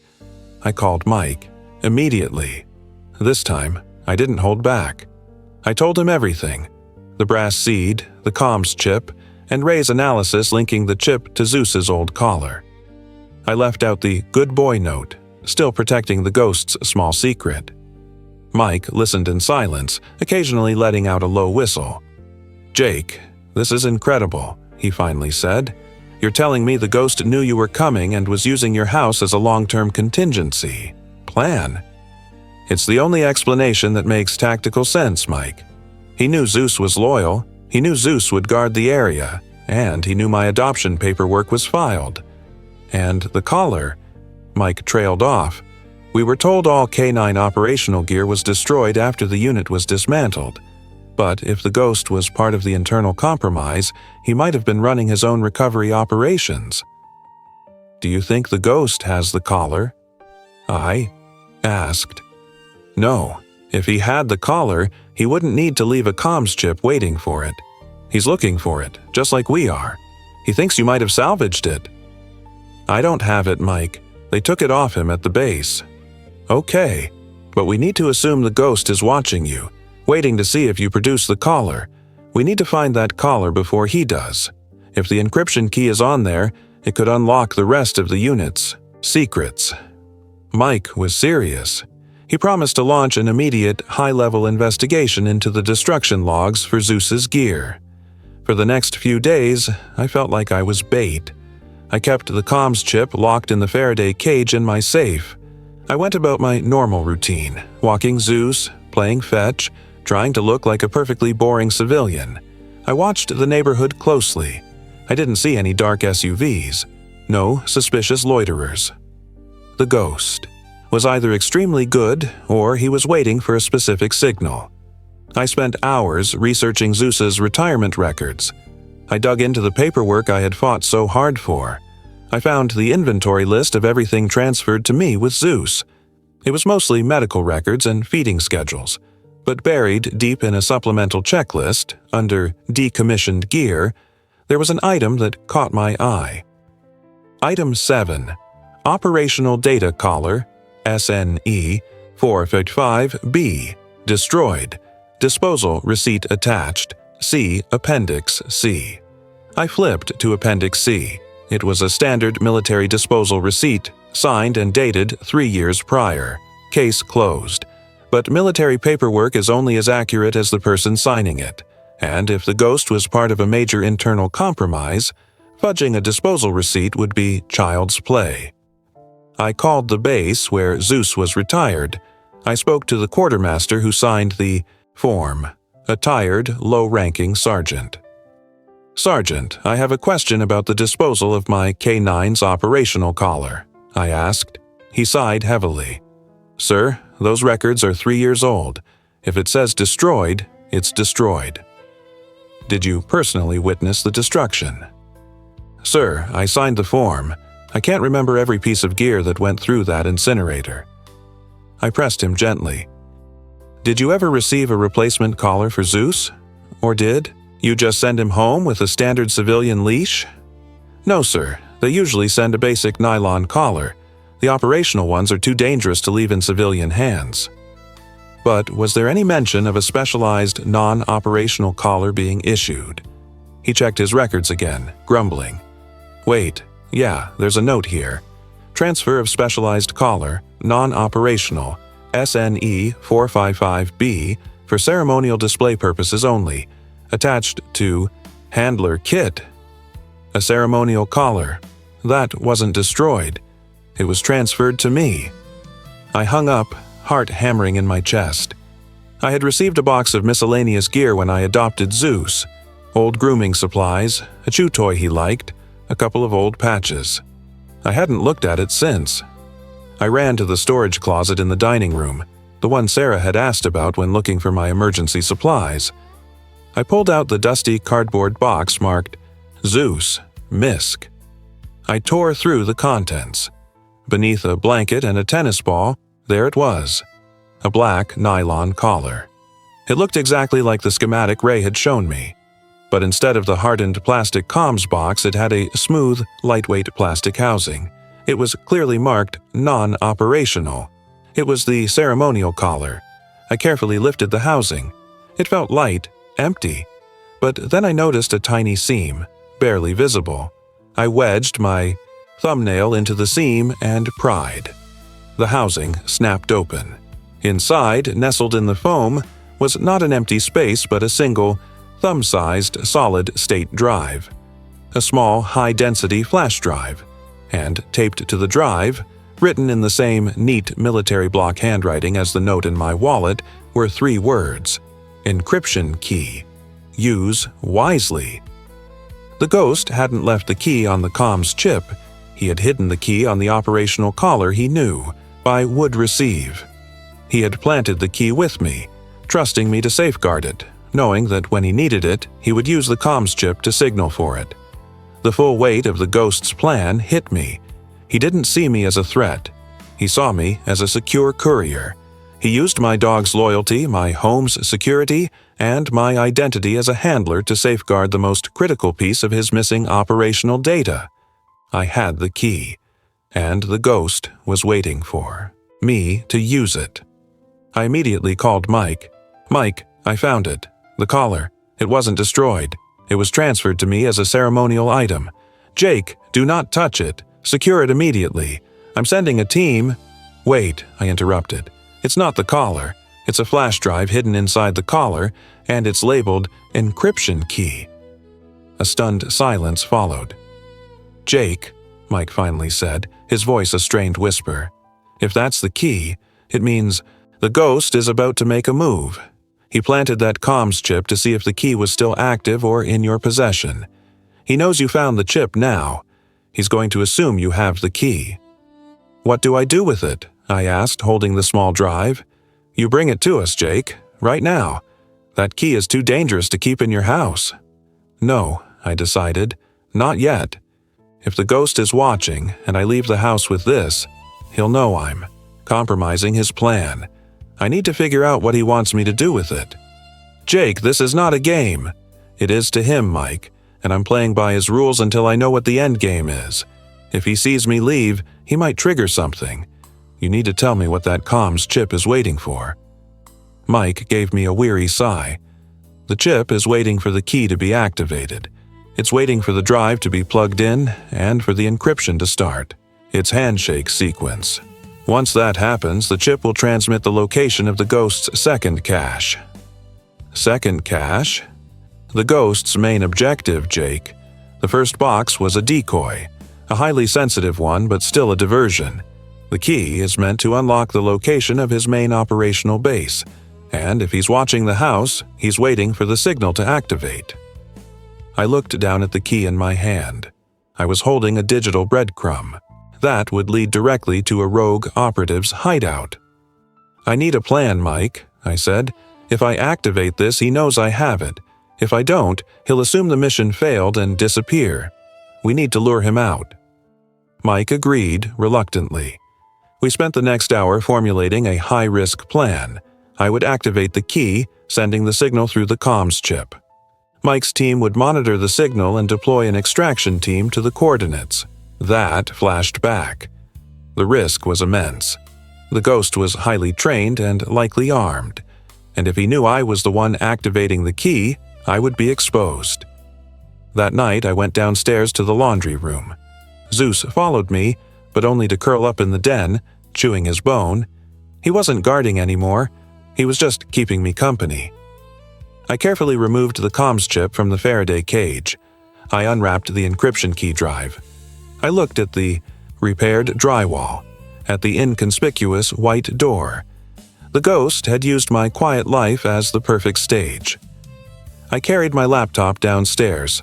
I set it up right next to the door. I knew that plugging in the drive would immediately activate the signal. I sat there for a long moment, looking at Zeus. He lifted his head, gave me a look of calm, absolute trust, and then put his head back down. "Okay, buddy," I whispered. "One last mission." I plugged the small drive into the USB port of my laptop. The screen immediately flashed red.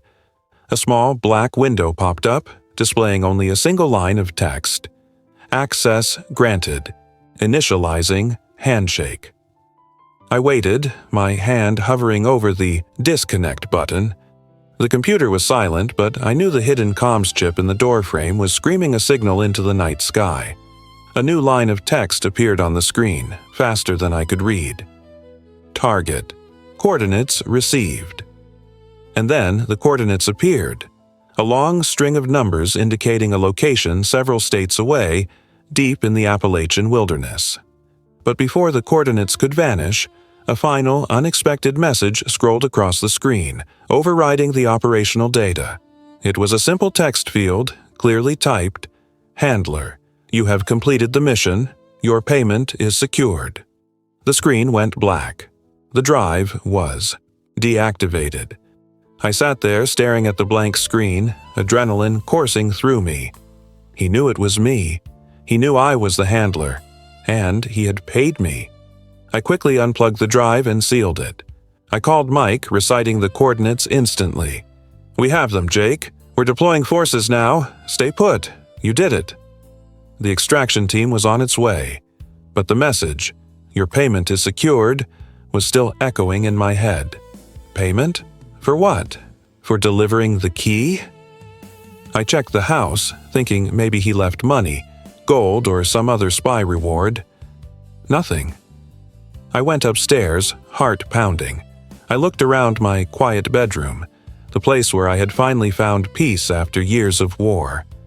I looked at Zeus, who was still asleep, oblivious. And then I saw it. On my bedside table, right next to the digital clock, was something new. Something that hadn't been there when I went downstairs. It was small, wrapped in a piece of heavy black cloth. My hands trembling, I picked up the cloth. It was heavy. I unwrapped it slowly. It wasn't money. It wasn't gold. It was a military dog tag. A standard issue tag, but this one was black, not silver. It was engraved with a single number. SNE 455B.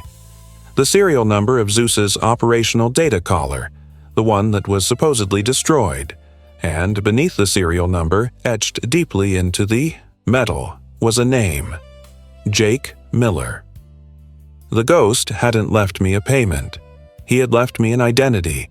He had given me a marker that linked me directly to his compromised unit. The collar, the key, the comms chip, it was all a setup. The ghost knew the government would take the box. He knew they would track the seed. He used the retrieval as cover to plant the final piece of evidence. He didn't need the key to find his next location. He needed the activation to confirm that the key was in the hands of the one person he trusted. Zeus's. The black dog tag felt cold and heavy in my hand. It wasn't a piece of payment. It was a damn contract. SNE 455B. That was the serial number of Zeus's operational collar, the one that stored the encryption key that I had just plugged into my laptop, the one that was supposed to be destroyed, and beneath that number, my name, Jake Miller. The ghost hadn't just used me as a carrier pigeon. He had assigned me a role. He had linked me directly to his compromised unit. He had planted me as an active asset in his game. I looked at Zeus, still sleeping soundly in his orthopedic bed, finally at peace. The ghost had been in this room. He had been standing right here next to my bed while I was downstairs dealing with his setup. He moved like smoke. This wasn't admiration. This was leverage. If the government ever found this tag, I wouldn't just be Jake, the retired handler who helped us out. I would be Jake Miller, Operative SNE 455B, a designated member of the compromised unit, potentially working with the rogue asset. The ghost wasn't trying to escape our notice. He was trying to drag me into the shadows with him. I quickly wrapped the tag back in the black cloth and shoved it, along with the encryption key drive, deep into the hidden floor, safe in my closet, behind the secondary wall panel. That safe was built to withstand a small bomb. It was the only place I trusted. I called Mike back immediately, my voice steady, betraying none of the panic that was churning in my gut. "Mike, I need to know everything that happens next. Every detail of the extraction." "We're mobilizing, Jake. Give us a few hours. We'll be in the air soon." "Mike, listen. When the coordinates flashed, there was a message. Coded. It was directed at the handler. I omitted the 'your payment is secured' part. I just gave him the tactical information. It confirmed the coordinates, but it implied that the operator knew the key had been activated by Zeus's handler. It was a confirmation of mission success." Mike was silent for a moment. "He's playing us, Jake. He's confirming that we fell for his trap. We're going in hot. Stay put. We're sending a team back. To you right now for the key and the chip." I knew I couldn't give them the key. Not now. "Mike, the chip is still active, waiting for a final shutdown signal. If I move the key or the chip, I risk triggering a secondary trap. I'll keep them secure here. Send a specialized recovery team, not just a transport unit." It was a lie, but it bought me time. I needed time to process the dog tag. The recovery team, different from the extraction team Mike, sent to the Appalachian coordinates, arrived 2 hours later, just before dawn. They were a 3-man unit, silent and efficient, led by a woman named Agent Davis. She was all business, wearing a tactical vest and carrying a serious demeanor. They didn't interrogate me. They just swept the house again, focusing entirely on the comms chip and the encryption key. I handed over the comms chip, still sealed in Ray's Faraday cage. I told them the encryption key was secured in my safe and that I needed a formal receipt and guarantee of its handling before I released it. Davis didn't argue. She just gave me a look that said, "We know you're stalling, but we'll play your game for now." "The ghost confirmed the coordinates, Agent Miller?" she asked, her voice low. I flinched slightly at the Agent Miller. It felt like a deliberate test. "The communication confirmed the location. Yes," I replied. "It was a burst transmission. It's gone now." She nodded, satisfied. They spent another hour meticulously documenting the laundry room, the spot where the safe had been, and the doorframe where the comms chip had been hidden. As they worked, I sat upstairs watching them through the closed-circuit camera feed I had installed in the den, another piece of paranoia I had picked up overseas. I was clean. I had played the role of the helpful, slightly traumatized veteran handler. By mid-morning, they were gone, taking the comms chip and leaving me a formal receipt for the encryption key, which I still held. They left behind a single unmarked phone with Mike's number pre-programmed. "You are under surveillance, Jake," Mike told me later on the specialized phone. "We're not watching you because we don't trust you, but because the ghost knows you're the last point of contact. We need to see if he tries to reach out again." And the coordinates. We hit the location hard. It was a cabin, remote, well-stocked, but he was gone. He left a trail of breadcrumbs, Jake, designed to burn up our resources and buy him time. We found some operational gear, encrypted computers, all useless without the key. So, he got away again. Yes, but we got the coordinates because of you. That's a win. Now, about that key. We need it. Jake. I know, I said. But I need to know why he sent me a message confirming my involvement. Why link me to his operation? We don't know, Jake, but we're running every known association this ghost had. We're running all the SNE serial numbers. We'll find out what that means. I hung up, knowing Mike was lying to me. He wasn't telling me the truth about the SNE serial number, or maybe he didn't know the full truth yet. But I had to find out. I waited until nightfall. I couldn't risk using my own computer or phone to research the dog tag. The surveillance Mike mentioned was real.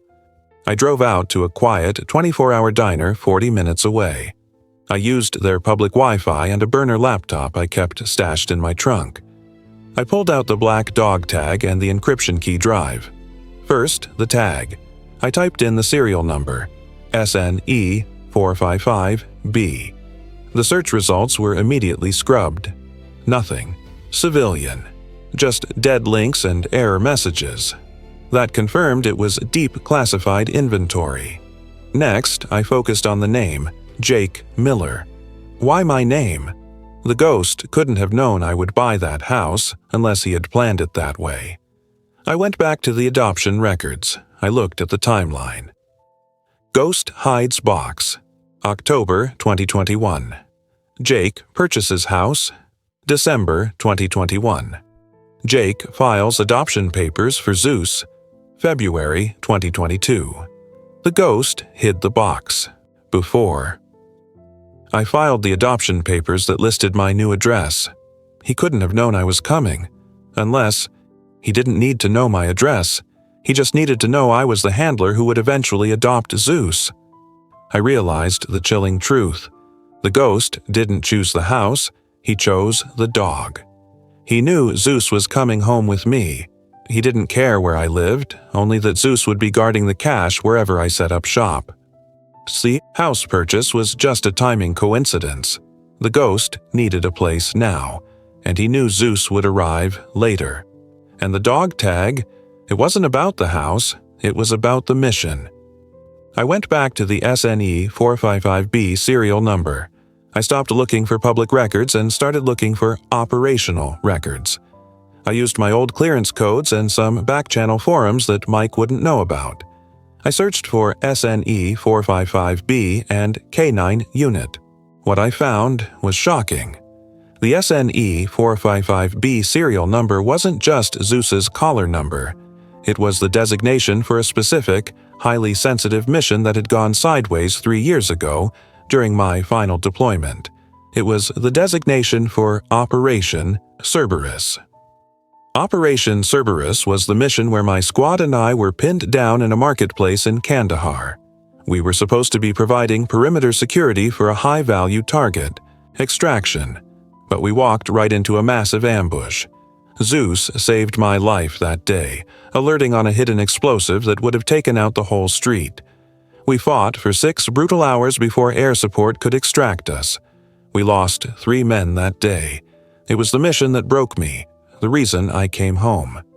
The records indicated that the SNE 455B designation was assigned to the K9 recovery and tracking unit involved in the immediate aftermath of that operation. And the ghost. The rogue operative was listed as the lead human asset in Operation Cerberus, the man my team was supposed to be protecting, the one who disappeared after the ambush. His name was Elijah Vance.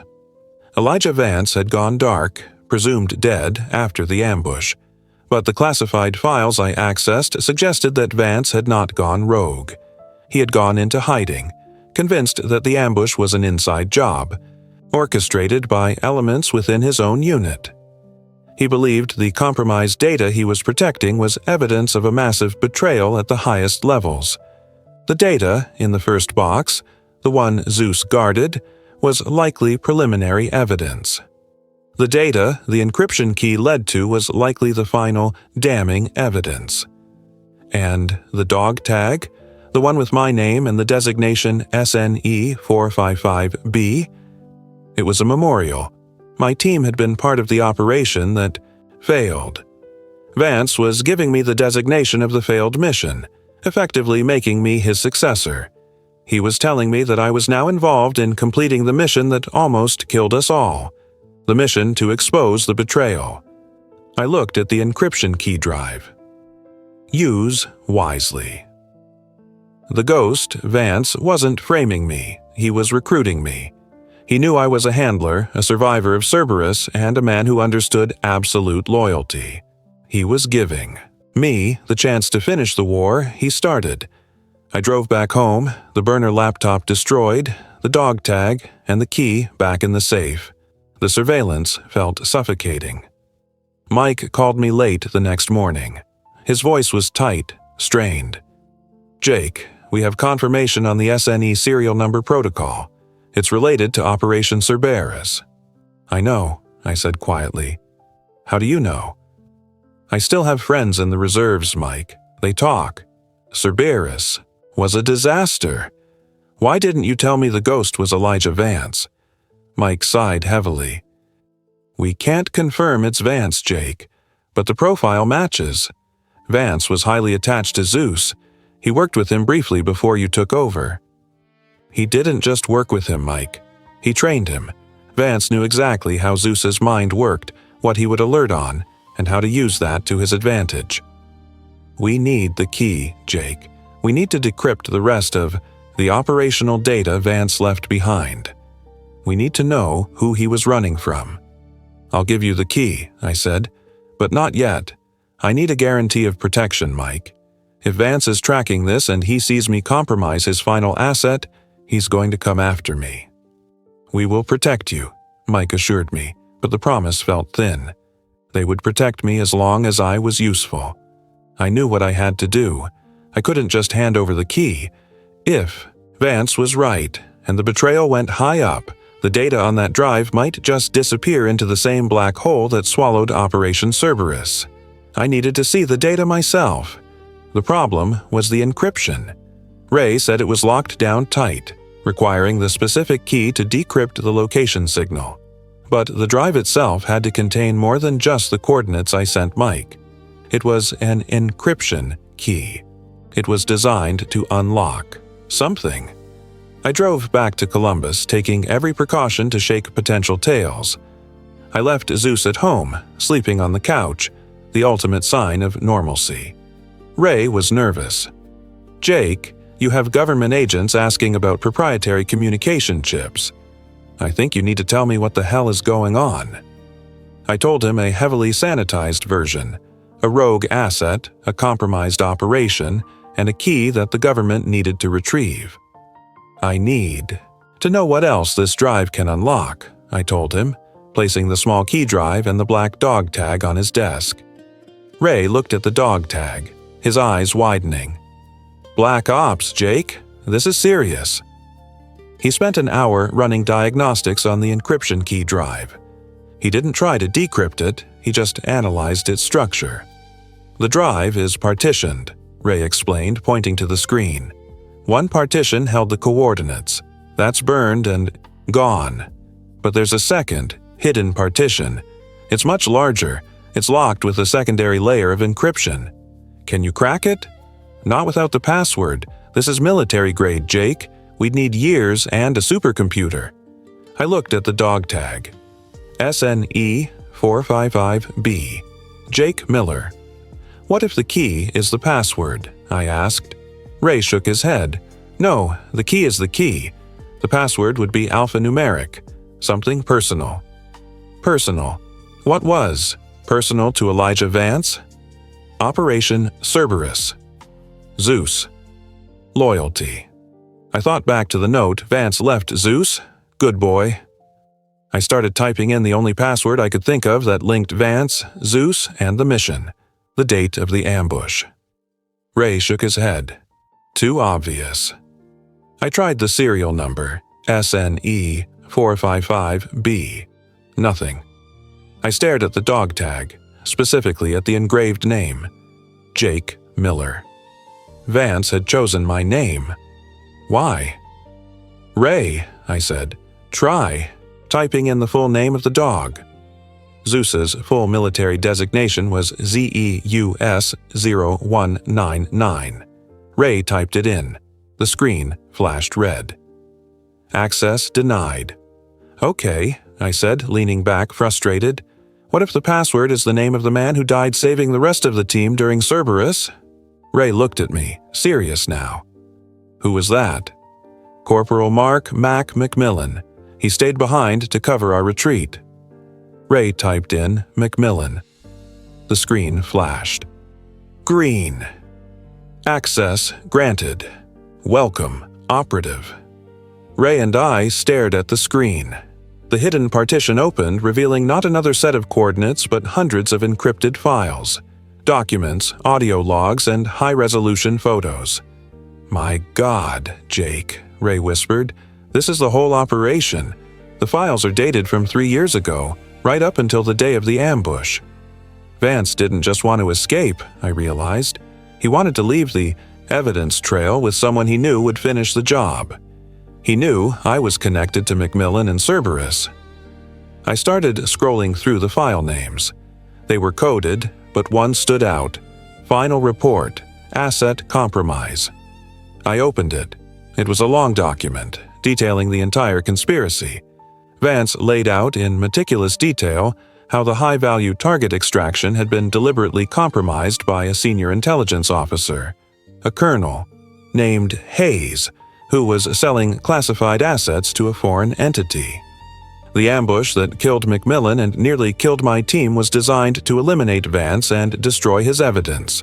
Vance had faked his death, taking the data and going underground to finish the investigation. And the final piece of evidence? The thing that would expose Hayes? It wasn't in the files. It was an audio log. I clicked on the audio file marked Confirmation. Ray put on headphones, and I leaned in next to him. The audio was grainy, recorded in what sounded like a secure but not soundproof room. We heard two voices. One was Elijah Vance, the ghost. The other was Colonel Hayes. The recording was brief but devastating.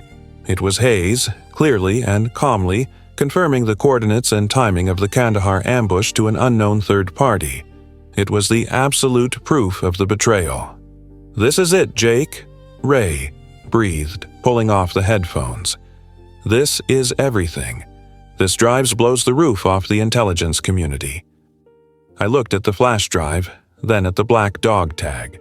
Vance had entrusted me with the truth.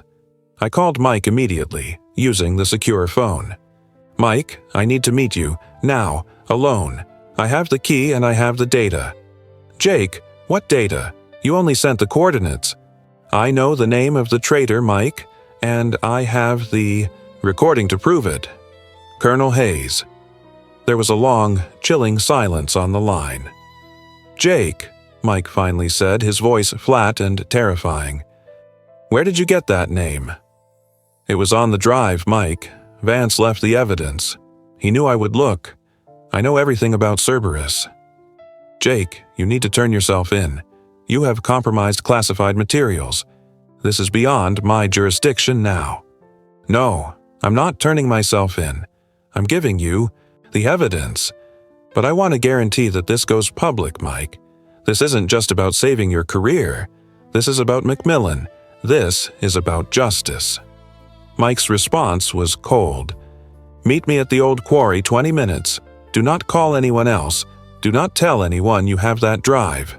I hung up, feeling the full weight of the danger. Mike hadn't denied the name Hayes. He just wanted the drive. I drove back home, grabbed the dog tag and the key drive, and went straight to Zeus. He was awake now, watching me with that calm, intelligent gaze. "We're going for a ride, buddy," I told him. I strapped him into the back of the truck. I retrieved my service pistol and loaded it. I wasn't going to the quarry to negotiate. I was going to make a drop. The quarry was a desolate place outside of town, a massive, deep pit surrounded by cracked asphalt and scrub brush. It was perfect for a discreet meeting or an ambush. When I arrived, Mike's SUV was already there. He was standing alone next to his truck, the lights off. I pulled up about 50 yards away. I rolled down my window. Zeus was alert in the back seat, but silent. "Get out of the truck, Jake," Mike called out. "Hands where I can see them. Leave the dog." I opened my door, stepping out slowly. The air was cold and smelled of damp earth. "I have the drive, Mike," I called, back. "But I need to know why you didn't tell me about Hayes." Mike didn't move. "Hayes is a senior officer, Jake. We don't throw around accusations based on the word of a rogue asset." "Vance isn't rogue, Mike. He's a patriot. He was running from the people who were trying to kill him." I took a step forward. "I have the recording. It proves everything." "Stop right there, Jake," Mike warned. "Don't come any closer." I stopped. "I'll leave the drive here. You pick it up. If anything happens to me, the data goes to the press." I reached into my pocket and pulled out the flash drive and the black dog tag. I placed them on the hood of my truck. "The drive is the evidence," I said. "The tag is the confirmation. You need to do the right thing, Mike." Mike slowly started walking toward me. His hands were visible, but his eyes were hard. "I am doing the right thing, Jake," he said. The right thing is containing this situation before it blows up the entire agency. Just then, I heard a faint, high-pitched whine. It wasn't Zeus. It was the sound of a drone, rapidly approaching from the darkness behind Mike. Zeus let out a single, deep, guttural bark, the contact bark I hadn't heard in 8 months. He launched himself against the back door, ready to spring. "Mike, look out!" I yelled. Mike reacted instantly, drawing a pistol. But he wasn't aiming at the drone. He was aiming at me. "I need that drive, Jake," Mike said, his voice cold. "You shouldn't have looked at the data." The realization hit me like a physical punch. Mike wasn't trying to save the agency. He was trying to save Hayes.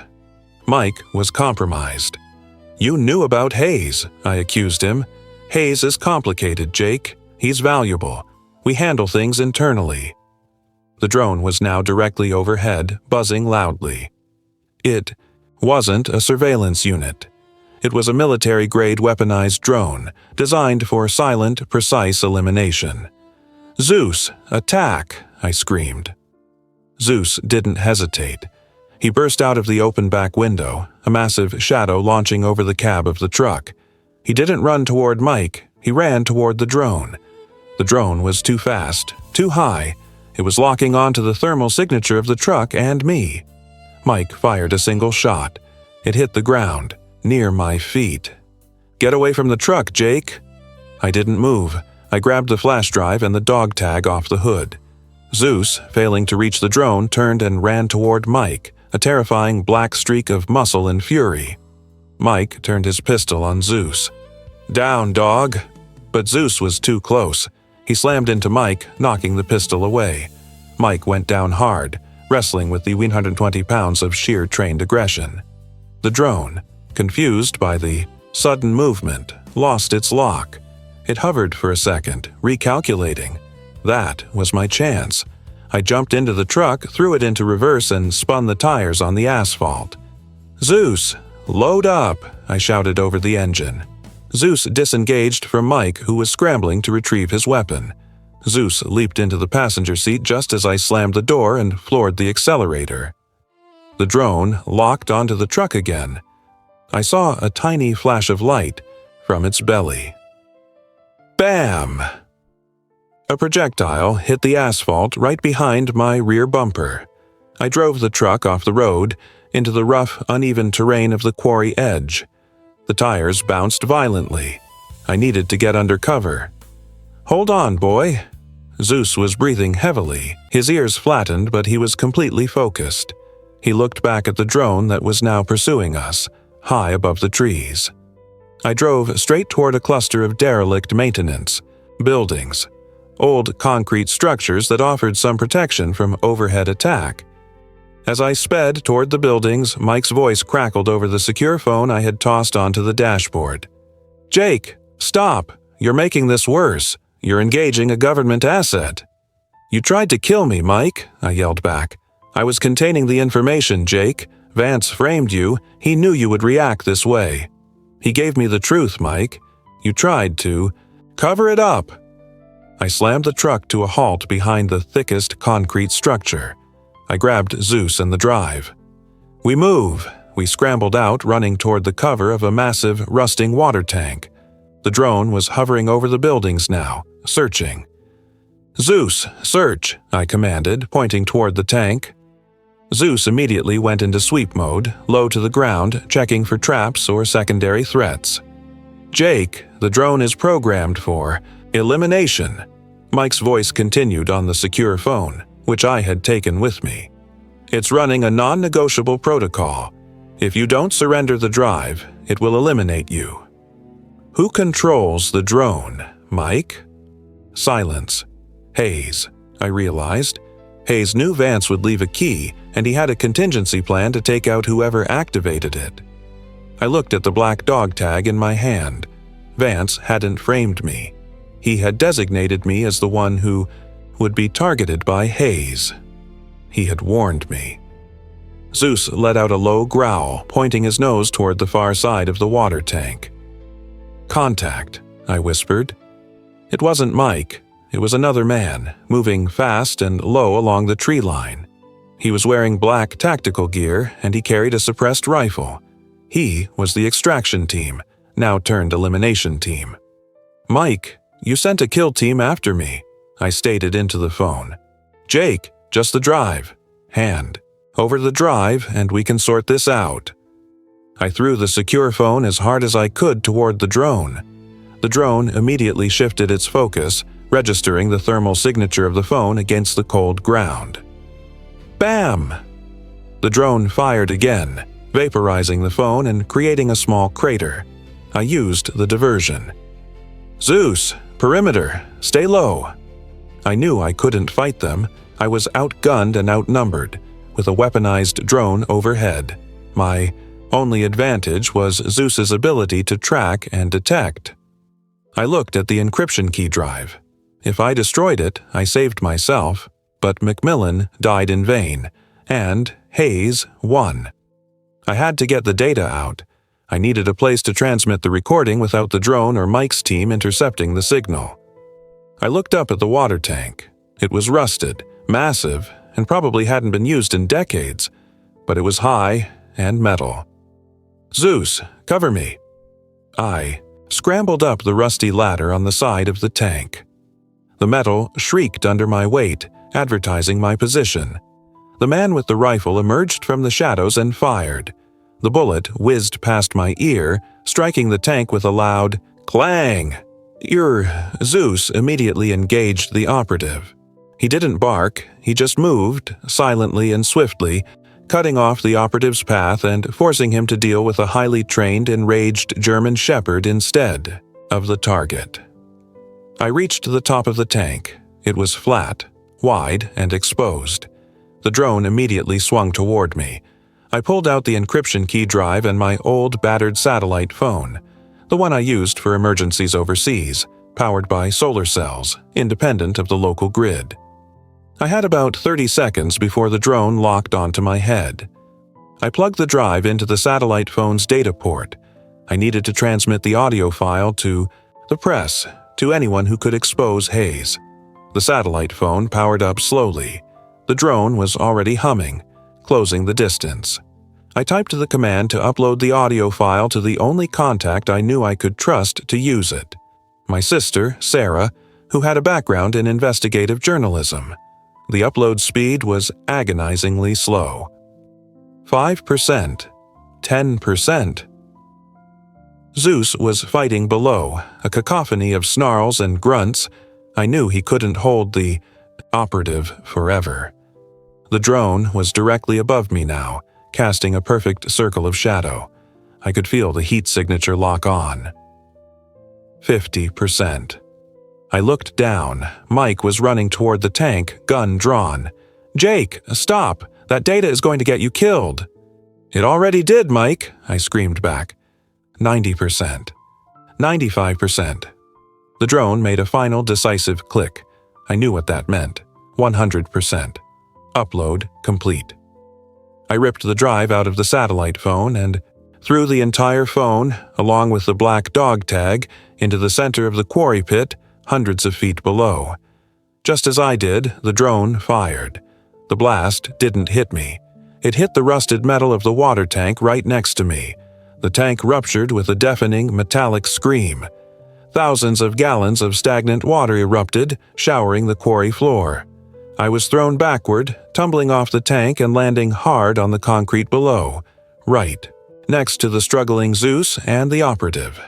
The operative was stunned by the impact and the sudden flood of water. Zeus, though shaken, was still standing over him. Mike arrived, slipping on the wet concrete. He looked up at the damaged drone, which was now flying erratically due to the water damage. He looked at me, lying on the ground, bruised and soaked. "The drive, Jake, where's the drive?" I held up my empty hands. "Gone, Mike, along. With the proof. You lose." Mike screamed in frustration. He raised his pistol, aiming right at my chest. "You should have just stayed home, Jake. You should have just let the dog sleep." Before Mike could pull the trigger, Zeus, seeing the threat, lunged one final time. He grabbed Mike's wrist, not biting but clamping down with the strength of a vice. Mike screamed and dropped the weapon. Just then, the sound of multiple sirens filled the air. Police lights flashed on the horizon.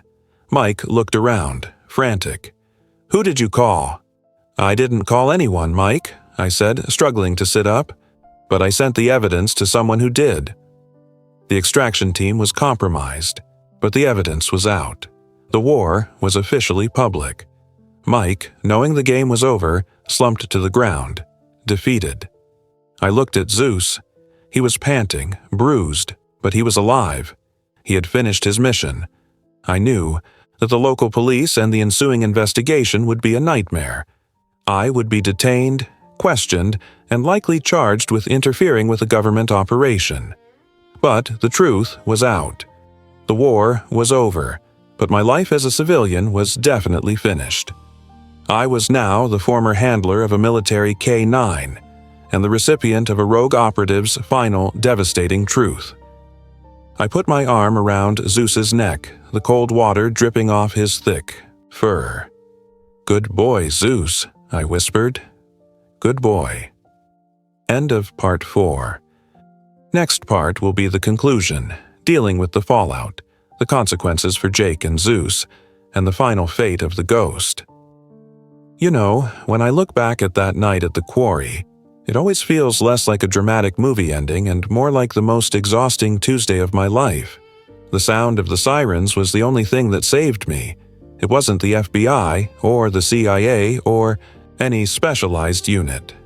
It was the local county sheriff, responding to multiple 911 calls about gunfire and explosions. Because, yeah, a weaponized drone counts as an explosion when it hits a water tank. The moment the lights hit the scene, Mike stopped struggling. Zeus, seeing the immediate threat neutralized, released his grip and stood over Mike, panting heavily. The other operative, the one in the tactical gear, had vanished into the woods ETT. Second, the sirens started. They're ghosts for a reason. I was soaked, bruised, and covered in rust and mud. When the first deputy reached me, I was still sitting on the ground, holding my bleeding arm, with Zeus pressed protectively against my side. They didn't arrest me right away, but they detained me. They treated Mike as the primary suspect, mostly because he was the one who had fired the first shot, at me, not the drone, and he was the one screaming about classified material while sitting in a puddle. The questions started immediately and didn't stop for 3 days. The local police were overwhelmed. They had a scene involving a massive punctured water tank, a downed military-grade drone, which the government scrambled to retrieve within hours, a retired soldier, and an injured man claiming to be part of the Department of Defense. Then Sarah hit the send button. The audio file I transmitted to her, the one of Colonel Hayes confirming the ambush, dropped like a tactical nuke on the national media. Sarah, bless her investigative heart, didn't just release it. She packaged it with a timeline linking Hayes back to Operation Cerberus and the disappearance of Elijah Vance. That's when the FBI showed up, and the CIA, and every alphabet agency you can name. I went from being a suspect to a material witness under protective custody faster than Zeus could clear a fence. The local sheriff's office was immediately sidelined. The next 72 hours were spent in a sterile, windowless room, talking to men and women who wore suits better than they wore honesty. They wanted the full story, but mostly they wanted the drive. They wanted the encryption key. "Mr. Miller," an FBI agent named Peterson said, leaning across the table, "we have confirmation that the audio file released by your sister is authentic. Colonel Hayes is currently under detention, but we need the physical evidence. We need the drive." I played dumb. I played the traumatized veteran who was just trying to survive an attack by a corrupt government official. I told the truth, I insisted, pointing to my still bandaged arm. Mike tried to kill me to stop me from releasing the evidence. I threw the drive into the quarry pit. I wanted to make sure nobody could use it again. They didn't believe me, of course. They sent a specialized dive team to the quarry pit, but the water was deep, filled with decades of sludge, and the impact of the drone and the water tank rupture had made the retrieval impossible. The satellite phone and the dog tag were gone, swallowed by the earth. I was cleared of all criminal charges, thanks entirely to the public pressure generated by Sarah's reporting. But my name was now radioactive within every branch of the government. I was blacklisted, a loose cannon who had exposed a major conspiracy and, even worse in their eyes, destroyed vital classified material. Mike was arrested and charged with attempted murder and conspiracy. He was facing a long sentence. Hayes was being interrogated by a special counsel. Vance, the ghost, was still out there. After the dust settled, about 3 weeks later, I was finally allowed to go home. The house was still standing, though the government had discreetly paid for the repair of the quarry tank and the damage to my truck. They left me alone, but I knew they were watching. They were waiting for me to make a mistake, to lead them to the encryption key that they were convinced I still possessed.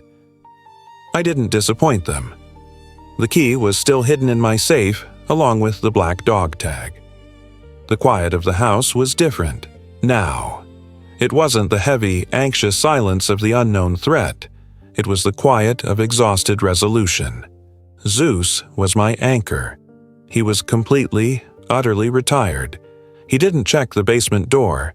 He didn't flinch at sirens. He was just a gigantic, goofy German shepherd who loved naps and chasing tennis balls. He had done his job better than anyone could have asked. One quiet evening, months after the scandal broke, Sarah came back to visit. She was riding high.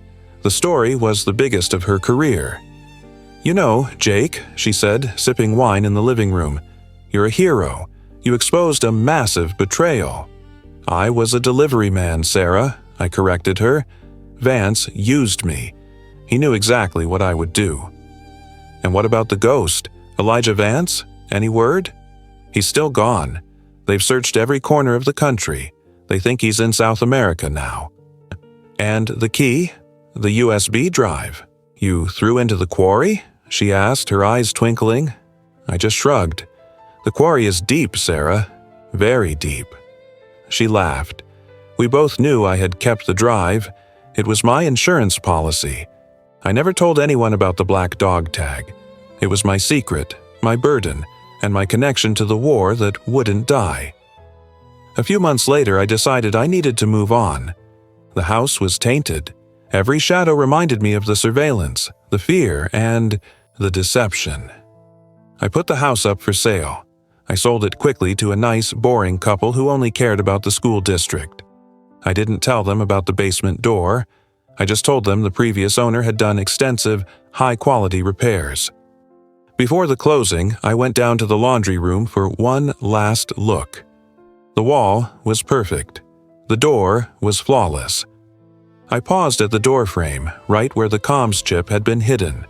I ran my fingers along the smooth new paint. And then I saw it. It wasn't on the doorframe this time. It was subtle, etched into the baseboard, barely visible beneath the fresh coat of white paint. It was a small, almost invisible drawing. A tiny, perfect image of a paw print. It was the final message from the ghost. He had been here again, after the FBI sweeps, after the repairs, after everything. He had come back to check on his asset one last time. I knelt down, tracing the outline of the paw print with my finger. Vance wasn't just a rogue operative, he was a master strategist who understood the deepest bonds of loyalty. He wasn't relying on technology or fear. He was relying on the absolute, unbreakable partnership between a soldier and his dog. I never saw Elijah Vance again. But I knew he was out there, alive and free, the final victor in a war that had been fought in my quiet suburban laundry room. I bought a small cabin up in the mountains of Montana, far away from any major city, far away from any government installation. The nearest neighbor is 5 miles away. The only sound is the wind and the river. Zeus loves it. He spends his days chasing elk and sleeping by the wood stove. He is perfectly, completely retired. And me? I'm still scanning the tree line, still checking the perimeter.